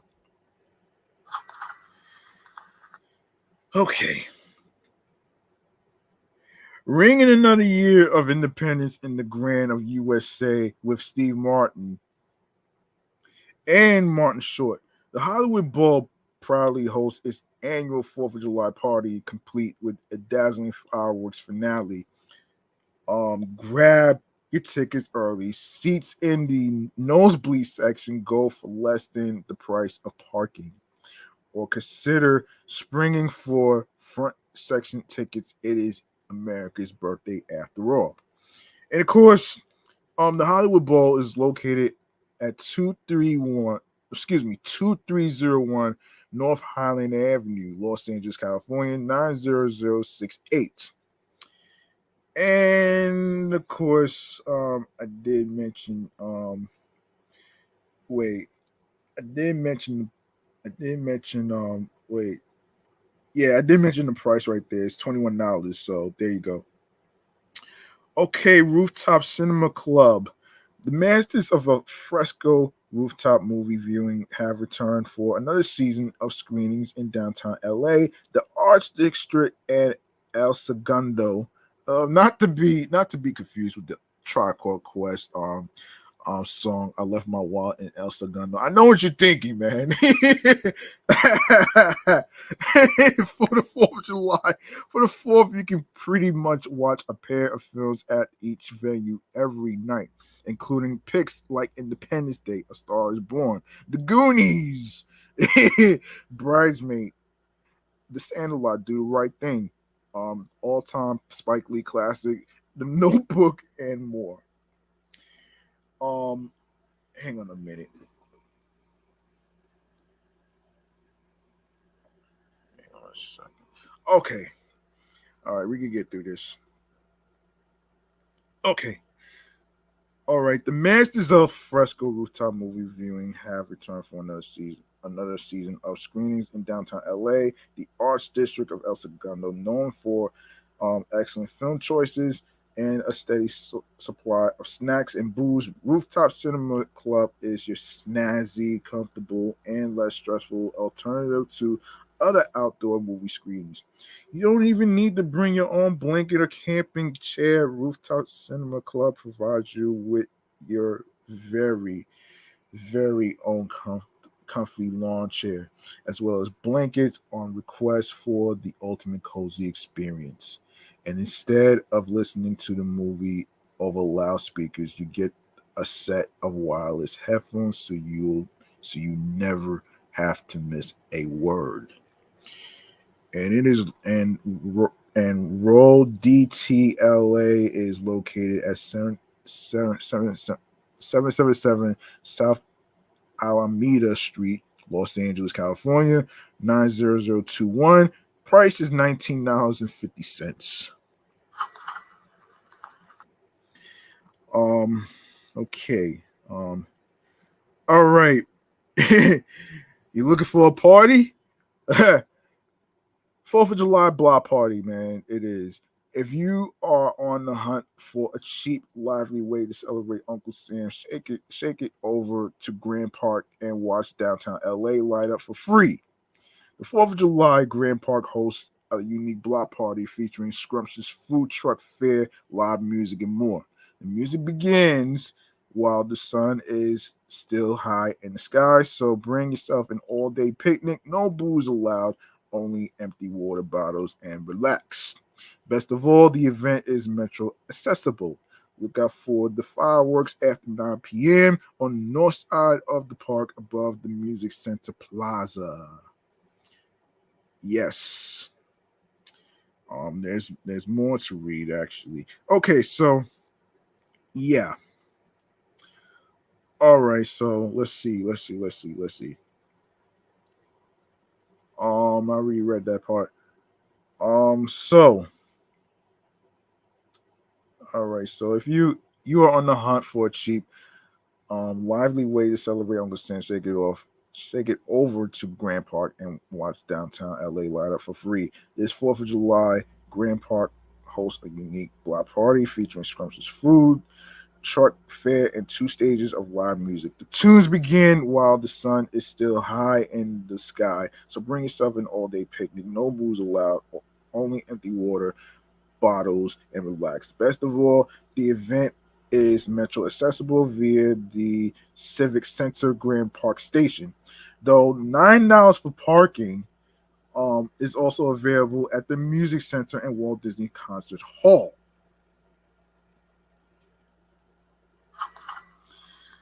Look out for the fireworks after 9 p.m. on the north side of the park at the Music Center, fired off from the roof of the Dorothy Chandler Pavilion. And Grand Park is located at 210 West Temple Street, Los Angeles, California. I'm gonna get to New York after, so don't you worry about that. Pacific Palisades 4th of July parade. All right, so we're gonna get into more information about this. All right, so Cruise on to the Palisades for a beachy Independence Day extravaganza. Things kick off in the afternoon with a 2 p.m. World War II fighter plane fly over to herald the start of the parade. The baton twirlers and marching trombonists will begin their promenade on Sunset Boulevard between Via de la Paz and Drummond. There's usually a late afternoon concert followed by a 9 p.m. fireworks show at Palisades Charter School, Charter High School. Of course, tickets are required. And the Palisades Charter High School um is located at 5777 Baldwin Street, Los Angeles, California 90272. And of course, you can check out their website, palisadesfourth.com. And open hours 2 p.m. parade, 6:30 p.m. concert, and 9 p.m. fireworks. So there you go, right there. And Anime Expo. All right, so the annual Anime Expo takes over the Los Angeles Convention Center for 4 days of panels, special events, and plenty of cosplay. Thousands of fans come to celebrate the quirky art and culture of anime as figureheads and stars of the industry visit to speak and sign autographs. Plus, a massive wing of the convention is set aside specifically for gaming, both electronic and card based. And of course, the Los Angeles Convention Center is located at 1201 South Figueroa Street, Los Angeles, California 90015. And you can check out their website, www.animeexpo.org, or you could contact them at 1-800-451-1196. The price for day pass is $160. Day pass is $50 to $80.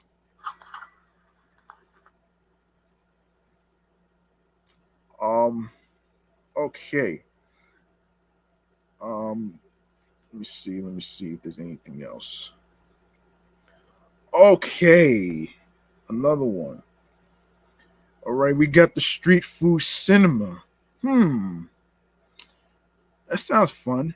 For dinner and the movie, all in one, just follow the food trucks during spring. During the spring and summer and fall, street food cinema throws together a series of outdoor parties, usually al fresco, sometimes in a drive-in format that includes screenings of some of your favorite movies paired with an assortment of gourmet food trucks and even a live music performance from a cool local band. The screenings are held in venues across LA and alternate from week to week, so make sure to check the schedule. Some of the outdoor venues are dog friendly, allowing you to bring your four-legged cinema lover along. Of course, you can the address is Will Rogers State Historic Park, located at 1501 Will Rogers State Park Road, Los Angeles, California 90272. You can even check out their website, which is www.streetfoodcinema.com for more information. And of course, their contact number is 323-254-5068. And it's $19. Let's see. All right, so we have there's so many, man. There's so many actually. Anyway, man, I'm gonna get to the New York thing in a second. So, all right, so what we have here is all right. Hold on a minute here.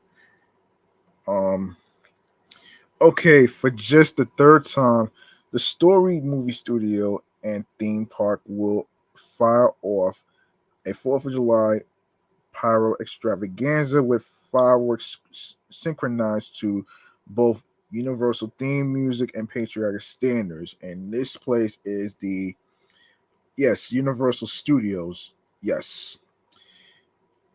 Yes, Universal Studios. Yes. And this time around, Universal Studios has expanded its fireworks show to 3 straight nights around 9 p.m. from July 2nd, the 3rd, and the 4th. Expect some other holiday touches along the way, including themed decor and a fife and drum band.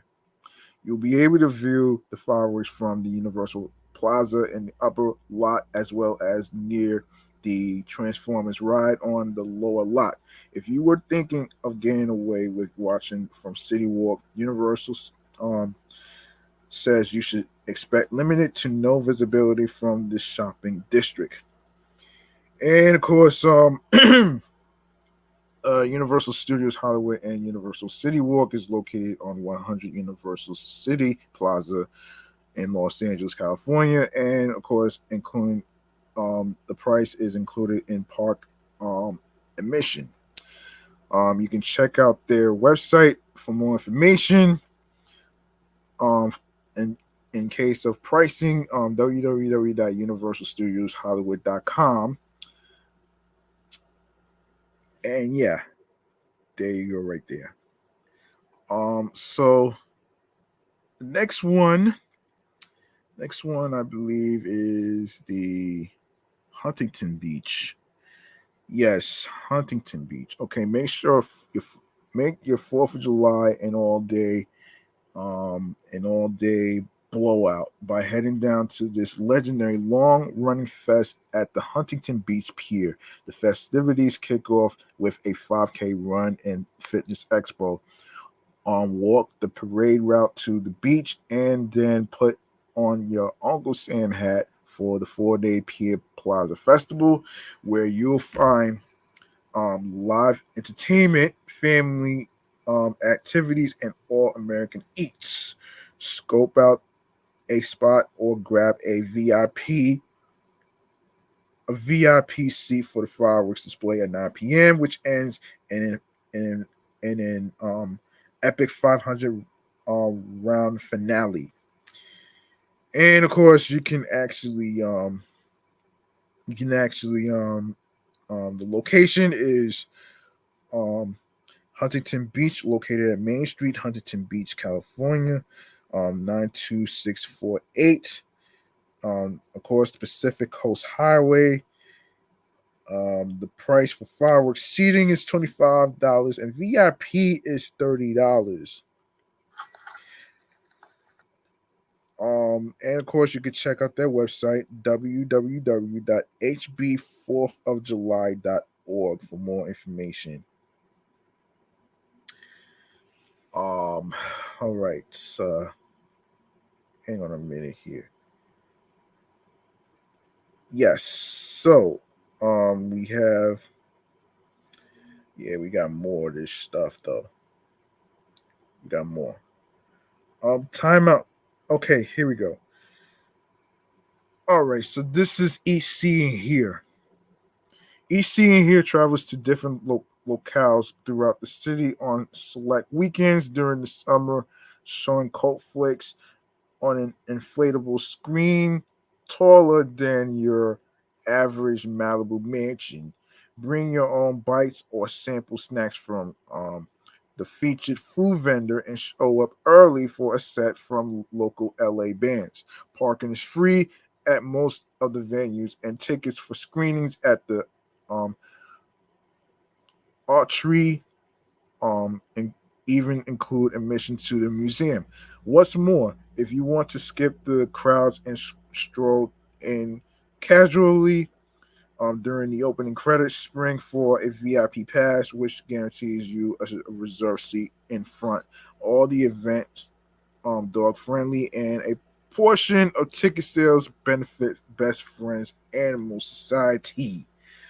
Okay, The Archery Museum in Griffin Park, located at 4700 Western Heritage Way, Los Angeles, California, 90027. Um, and the price is $20. VIP is $30. Of course, doors open around 5:30 p.m. Band at 7 p.m. Film approximately 8:30 p.m.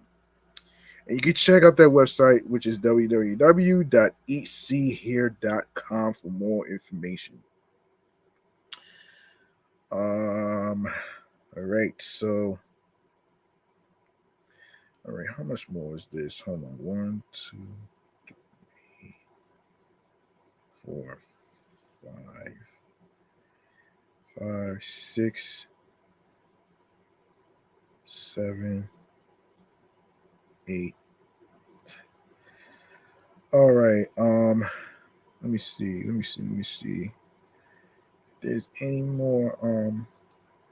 All right. Okay, I got you with more stuff. Okay, so this is so the next part is Griffin Park. Yes. Each summer Bard fanatics watch their favorite works come to life at the historic Old Zoo in Griffin Park. Independent Shakespeare um, Company puts on a series of lively productions each week, inviting audiences to take a seat on the grass and enjoy performances like this season's headliners: Night of the Burning Pestle, July 2nd through the 31st, Macbeth, August 6th through September 4th. Wow, didn't know that. Hold on a second. Hold on. What the hell's going on here? You'll find a new a few changes to the 2022 season that carried over from last year. Since work is still underway on a permanent performance stage, the Independent Shakespeare Company is instead setting up slightly further um, up the hill at the Old Zoo. That means each performance will only be able to accommodate about 450 people, so reservations will be required. Registration opens on June 24th, already passed already. So, um, and of course you can find the location, which is Old Zoo, which is Griffin Park Drive, Los Angeles. You can contact them for more, and you can contact them at 818-710-6306, and their website, which is www.iscla.org/festival 2022 for more information. Price is free. All right. Price is free. Long Beach. Okay. Um all right, I'm about to save the rest of this for tomorrow's episode, so don't worry. If I don't get to the rest of the stuff in California for you folks out there, I got y'all on the next episode. So the Queen Mary isn't quite ready to partake in the fireworks show again, but the rest of Long Beach sure is. The 4th of July, you'll find pyro over Queensway Bay around 9 p.m. for a free show, easily viewable from most of the Long Beach waterfront attractions. If you rather watch from the water, Harbor Breeze Cruises has two different boats departing from Rainbow Harbor, which is $75 on the 4th, as well as a July 3rd cruise, which is $40 for a 9 p.m. For a 9 p.m. show on the eastern edge of the city over Alamitos Bay. Hold on. 401 Rainbow Harbor and Shoreline Village. 401 435 Shoreline Village Drive, Long Beach. Long Beach, which is 90802. Yeah. Hold on a second. Hold on a minute here. Give me 1 second.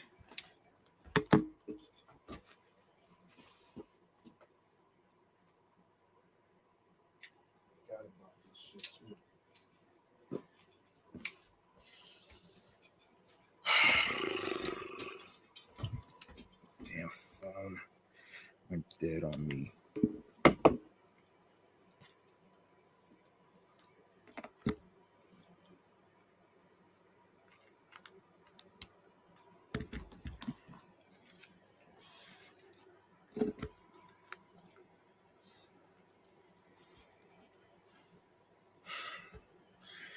All right, where was I? Okay, here we go.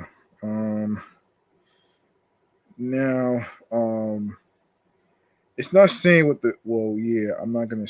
Yeah, I already mentioned the price already for this one right there. All right, so here's what I'm gonna do. I am going to save the rest of these California locations for tomorrow. I want to get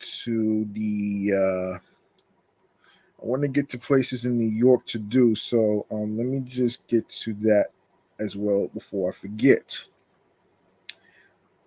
So let's go to things to do in NYC for July 1st to the 3rd. Okay, so here we go. While I'm getting this set up, actually, this is, yeah, hold on.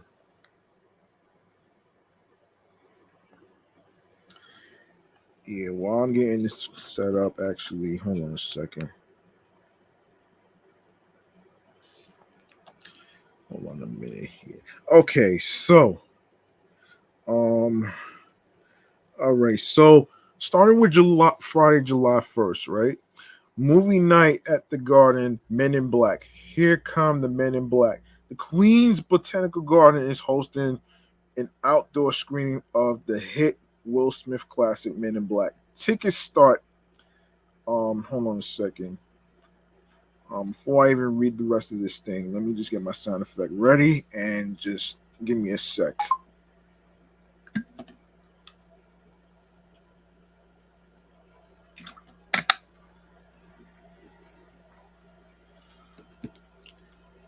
Um,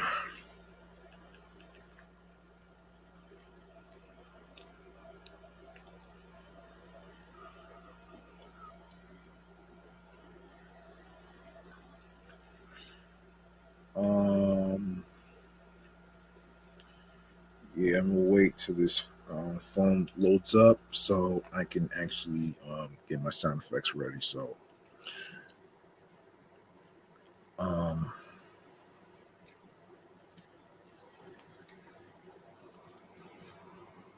all right.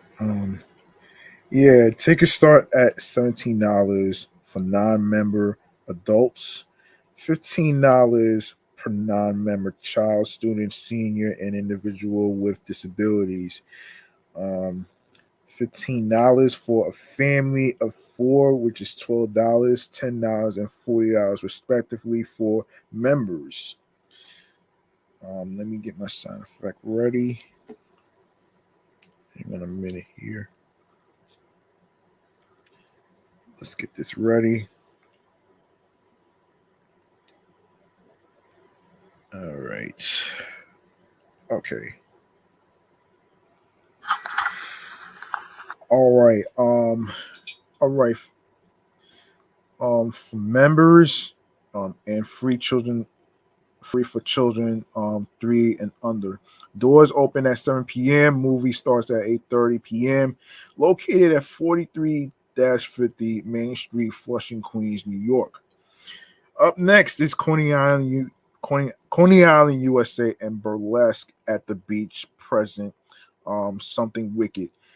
As the name suggests, Something Wicked will have you in for a truly wicked time. Come by and enjoy this annual night of our breath breathing tassel twirling, and so much more. Tickets start at $20 and are available on the website coneyisland.com.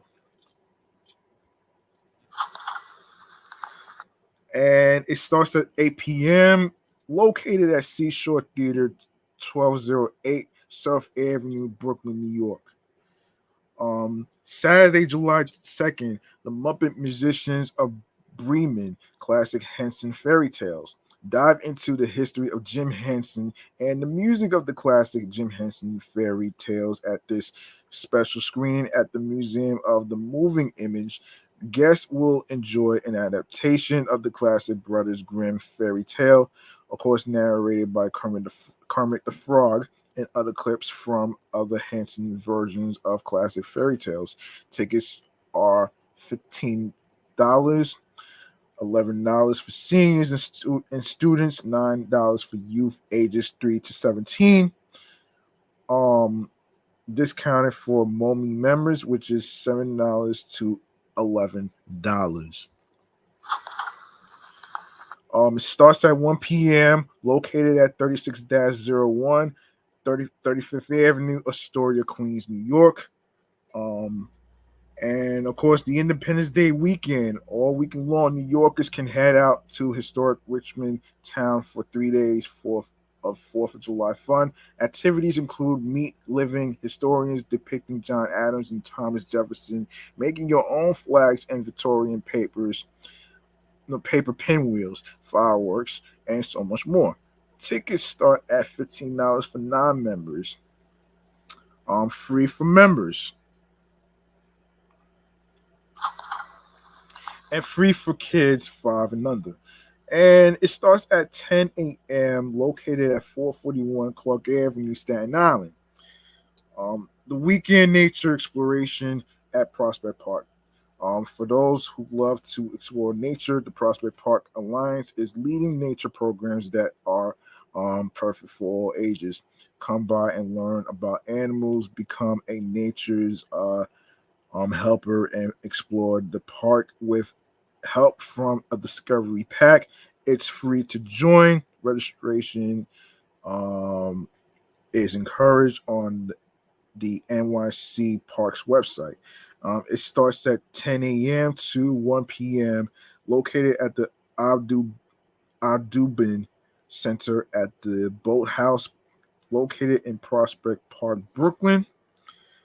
And of course, Sunday, July 3rd, Summer on the Hudson. Amplify Sundays. Enjoy live music with an awesome view during the Summer on the Hudson Amplify Sunday series.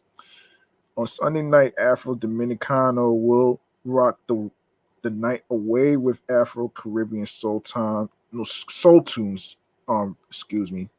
That will have you dancing in no time. This event is free to the public. Come by early to get a good spot. It starts at 7 p.m. Pier 1 in Riverside Park South, West 70th Street, Manhattan, New York. And of course, adventure course free public Sunday. How adventurous do you feel? Come by Alley Pond Park to get your adrenaline pumping at the park's adventure course. No open-toe shoes, sandals, or flip-flops. If you can't make the morning session, there is an afternoon session available. Pre-registration is required on the NYC Parks website. It's free to join, but space is limited, and it's recommended to arrive a half hour before the start time. Morning session starts from 9:30 a.m. to 11:30 a.m. Afternoon session starts from 1:30 p.m. to 3 p.m. Located at the Alley Pond Park Adventure Center, Alley Pond Park, in Oakland Gardens in Queens, New York. So there you go, right there. And actually, there's some more New York stuff that for you folks out there to actually do this. I actually want to add another parts of Queens actually where you can enjoy where every New Yorker is from. Queens especially this is what is it? Hang on a minute. Um all right, so it's that time of year again. Every 4th of July, people all across Queens and the nation will gather around to celebrate America's Independence Day by watching the yearly fireworks show. But getting the best view is not always an easy task. No shit. This year, Macy's is once again holding its 4th of July fireworks spectacular event. Um, let's see, which will feature its fireworks display by pyro spectaculars. Revelers can view this show from prime spots in Hunters Point South Park or Gen- Gentry Plaza State Park in Long Island City, Queens.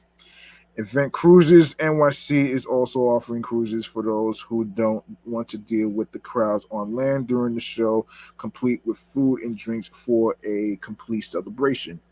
For those who do not want to risk dealing with crowds, the main event can be enjoyed from the comfort of your home. Of course, the live coverage of the show will be broadcast from 8 p.m. to 10 p.m. on NBC or on the Peacock streaming app. Prior to the big show on Monday, pyrotechnics fans can head to the Astoria Park Great Lawn, located on Shore Boulevard between the Hellgate Bridge and Hellgate Bridge, and the pool for an Independence Day celebration fireworks event on June 29th at 7:30 p.m. The local show will be hosted by the Central Astoria Local Development Coalition Incorporated, featuring fireworks by Gucci, not Gucci. Guests will also be guests will also get to enjoy a performance by Long Island-based Swing Time Big Band. All right. Um. All right. So where do you want to watch the fireworks? You ask. Hold on a second. There's more stuff to actually get into. So so you got the 14 places actually. So I'm gonna actually get into it. All right. So this is from purewild.com. Um, Light those sparklers and get in the patriotic spirit because the 4th of July is here and ready to be celebrated. In New York City, the Macy's 4th of July fireworks show on the East River is one of the best ways to gather with your friends and family, with plenty of places in Brooklyn, Long Island City, Queens, and Manhattan to watch the show. We've rounded up a few spots that you'll definitely want to check out. Pick from a casual and relaxing day at the park, dinner at the waterfront restaurant, or an extravagant hotel stay. There's an option here for everyone. Where are the 4th of July fireworks in New York City? NYC to be exact. Yes, the 46th annual Macy's 4th of July fireworks will launch more than 48,000 shells from 5 barges on the East River, which that's over than 1,900 shells and effects per minute. There are 7 official public viewing areas along the East River. No tickets are needed, but we suggest if you want to be at one of these locations to get there early. While some of the official viewing areas are in our list below, um, we've included plenty of other lesser known spots to take in the show. Um, okay. Yeah, okay. So what time are the 4th of July fireworks in NYC? This year the fireworks display will start around 9:25 p.m. Eastern on Monday, July 4th. Um yeah, Monday, July 4th, to be exact. Yeah, Monday, July 4th to be exact. And will last for about 25 minutes. Can I watch the 4th of July fireworks from home? Yes, you can. If you prefer a view from the couch, the Macy's 4th of July fireworks spectacular can be streamed on Peacock from 8 p.m. to 10 p.m. Eastern. There will be events leading up to the big show with performances by the United States Army Field Band and Soldiers Chorus and Young People's Chorus of NYC and many more. Number one, Brooklyn Bridge Park. Grab your picnic gear and head to Brooklyn Bridge Park this Independence Day. This popular park offers um idyllic views of Manhattan on any day of the year, but particularly on the 4th of July when the skyline and Brooklyn Bridge are a picturesque um yeah, picturesque background to the fireworks. There are plenty of things to do while you wait for the show to start, including roller skating, ping pong, pickleball. Damn, pickleball and basketball. And this is located Brooklyn Bridge Park is located at 334 Furman Street, Brooklyn, New York. And you can visit their website, brooklynbridgepark.org. Number two, Westlight. Take your 4th of July celebration to the next level at Westlight, located in Brooklyn at the William Vale Hotel. Hang out on the rooftop deck while you listen to live DJs, enjoy bottle service, and a menu of small bites. You'll be able to dance the night away under the fireworks while taking in the incredible views of Lower Manhattan. Be sure to reserve your table in advance and pick from various event packages. Of course, located at 111 North 12th Street in Brooklyn, New York. And you can go to their website, which is on westlightnyc.com, or you can contact them at 718-307-7100. Number three, One Hotel Brooklyn Bridge. Looking for an extravagant 4th of July celebration? Reserve a room at One Hotel Brooklyn Bridge where you can catch the fireworks show. Here you'll find Harriet's rooftop, an open air garden, and bar with view of the Manhattan skyline. That's ideal for unique cocktails and light bites. You can also catch the fireworks from the comfort of your hotel room while relaxing in your pajamas with a glass of bubbly. You can check out the hotel's website for special room packages and viewing party details. Located at 60 Furman Street, 60 Furman Street, of course, in Brooklyn, New York. Um, you can contact them at 833-625-6111. And you could also check out their website for more information, which is onehotels.com/Brooklyn Bridge. Number four, Gantry Plaza State Park. Located in Long Island City, Queens, New York. Gantry Plaza State Park is most known for its large and recognizable Pepsi Cola sign. The park has great views of Midtown Manhattan and the East River and features four different piers, a mist garden, and riverside benches and chairs, making it the perfect spot to catch the fireworks display. Gather your friends, a cooler, and some snacks, and head to one of the piers early to grab a spot close to the river since it's an official viewing location of the Macy's show. Of course, located at 4-09 47th Road, Long Island City, Queens, New York. And the phone number is 718-786-6385, or you can go to the website, which is parks.ny.gov/parks/149 for more information. Number five, Pilot. If your ideal 4th of July includes sipping cocktails and eating oysters on a boat, look no further than Pilot in Brooklyn. The Dock 147-foot wooden schooner is the ultimate Instagram worthy spot to watch the fireworks and enjoy a night on the water. Be sure to make a reservation in advance or grab a table before the festivities start to secure your spot. You won't want to miss these views. Located at Pier 6 Brooklyn Bridge Park, Brooklyn, New York. Phone number is 917-810-8550. And you can go to their website, crewny.com/pilot. Number 6, FDR Freedom's Park is riding the famed Roosevelt Island tram on your New York City bucket list. If so, head to FDR for Freedom's Park this Independence Day to explore the island and watch the fireworks show. The island is easily accessible via subway, car, and ferry, so the train isn't your only transportation option. Of course, it is located at 1 FDR 4 Freedoms Park.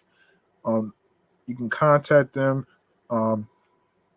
212-308-3351, and you can check out their website, which is fdr4freedomspark.org for more information. Let me see how much time we have here. All right, here's what I'm gonna do, man. I am going to save the rest of these locations in New York and California for tomorrow's episode. So I'm going to wrap this up right now, man. You know what I mean? And this has been episode 160. I hope you folks out there enjoyed this episode. And the more you can do to support. I am going to go to the next one, which is hold on a second. Stream choices on the go, man. All right. Let me cue the sound effect. You can show some love by following Off the Meat Rack Chainz New York podcast on Facebook and Instagram.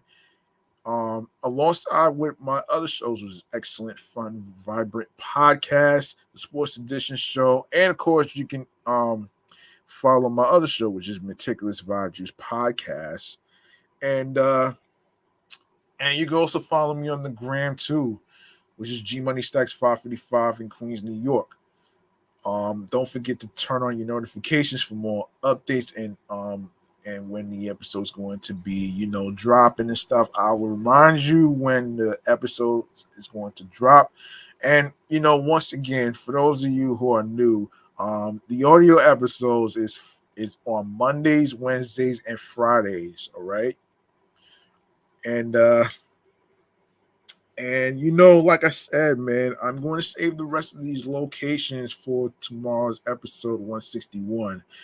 And like I said earlier, I'm not gonna cover the one topic of Roe versus Wade tomorrow. I'm not gonna cover that. I already expressed how I felt about that as far as anything. So you know what I'm saying. So I won't get because the whole cancel culture bullshit that's going on, man. That's why I didn't want to. I was a little hesitant to actually talk about that shit anyway. So you know what I'm saying. So I just had to scrap that shit, man. You know what I mean? And this is why I already explained why I had to scrap that shit. So you know what I mean? So I'm going to actually do a little sound effect of putting this whole story of Roe versus Wade in a blender. So here we go.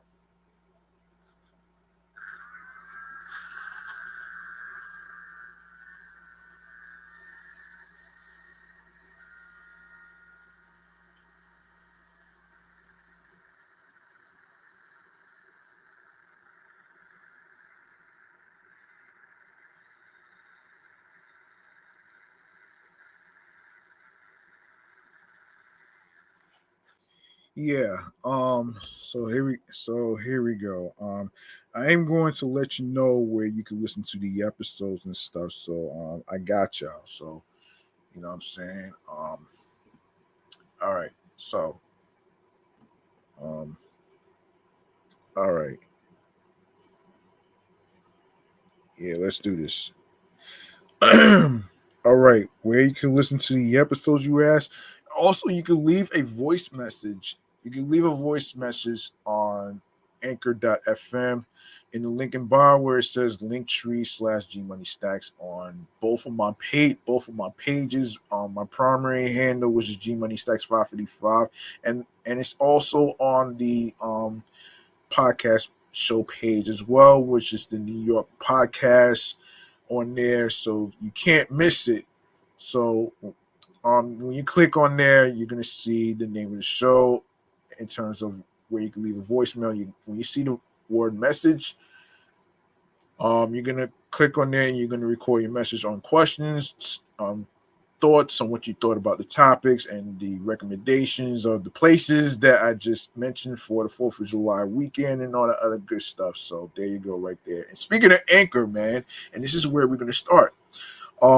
Anchor, Audacity, Audible, Audio Burst, Amazon Music, Breaker, Castbox FM, Deezer, Listen Notes, Moon FM Podcast Player FM, Pocket Cast, Podbay, Podfriend, Podopolo, Podorama, Podcast Index, Podcast Addict, Podchaser, Podverse, Reason FM, Spotify, Stitcher, TuneIn Radio, Google Podcasts, and also leave a 5-star rating, man. Leave a review on this podcast right here, man. It'll really mean a lot to me though, man. You know what I mean? So anyway, man, you can also listen to Off the Meat Rack Chainz New York podcast episodes on Radio Public, and you can also check it out on iHeartRadio, the number one app for music, radio, and podcasts. You can also make sure you follow my other two shows, which is Excellent Fun, Vibrant Podcast, the Sports Edition show, and Meticulous Vibe Juice Podcast review show, which is also on iHeartRadio as well. So make sure you follow these podcast shows on every streaming platform. And last but not least, the YouTube. Make sure you grab the subscribe button and also go ahead and tap that noti bell so you can be reminded when the show goes in the air via live stream, including the time it's going to start. And of course, leave a like and a comment with the episodes and topics, more video content, upcoming episodes, previous episodes, share the videos, share the episodes, download these episodes. Of course, tell a friend to another friend, and make sure you actually share the podcast along with your friends, your wives, your husbands, your girlfriends, and your boyfriends. All right. And of course, make sure you stream, listen, download, share, spread the word, and download these episodes and watch the episodes that you missed. That's on the YouTube channel page and alongside with the streaming platforms that I just mentioned just now.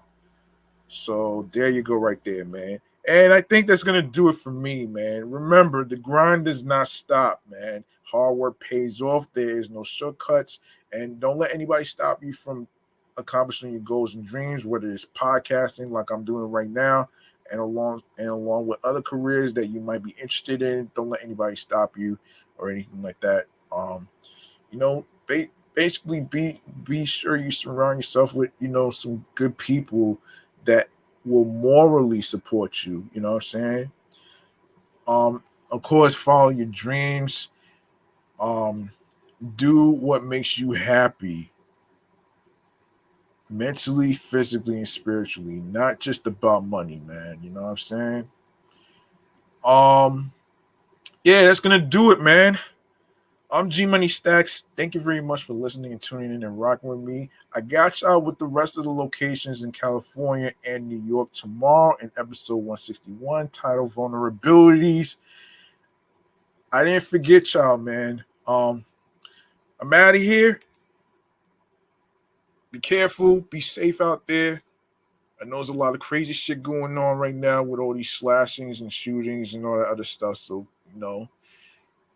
be careful, take a friend with you and all that other stuff. And, stay safe and enjoy yourself. Peace and one love, and have yourselves a good night. I'm off this right now, man.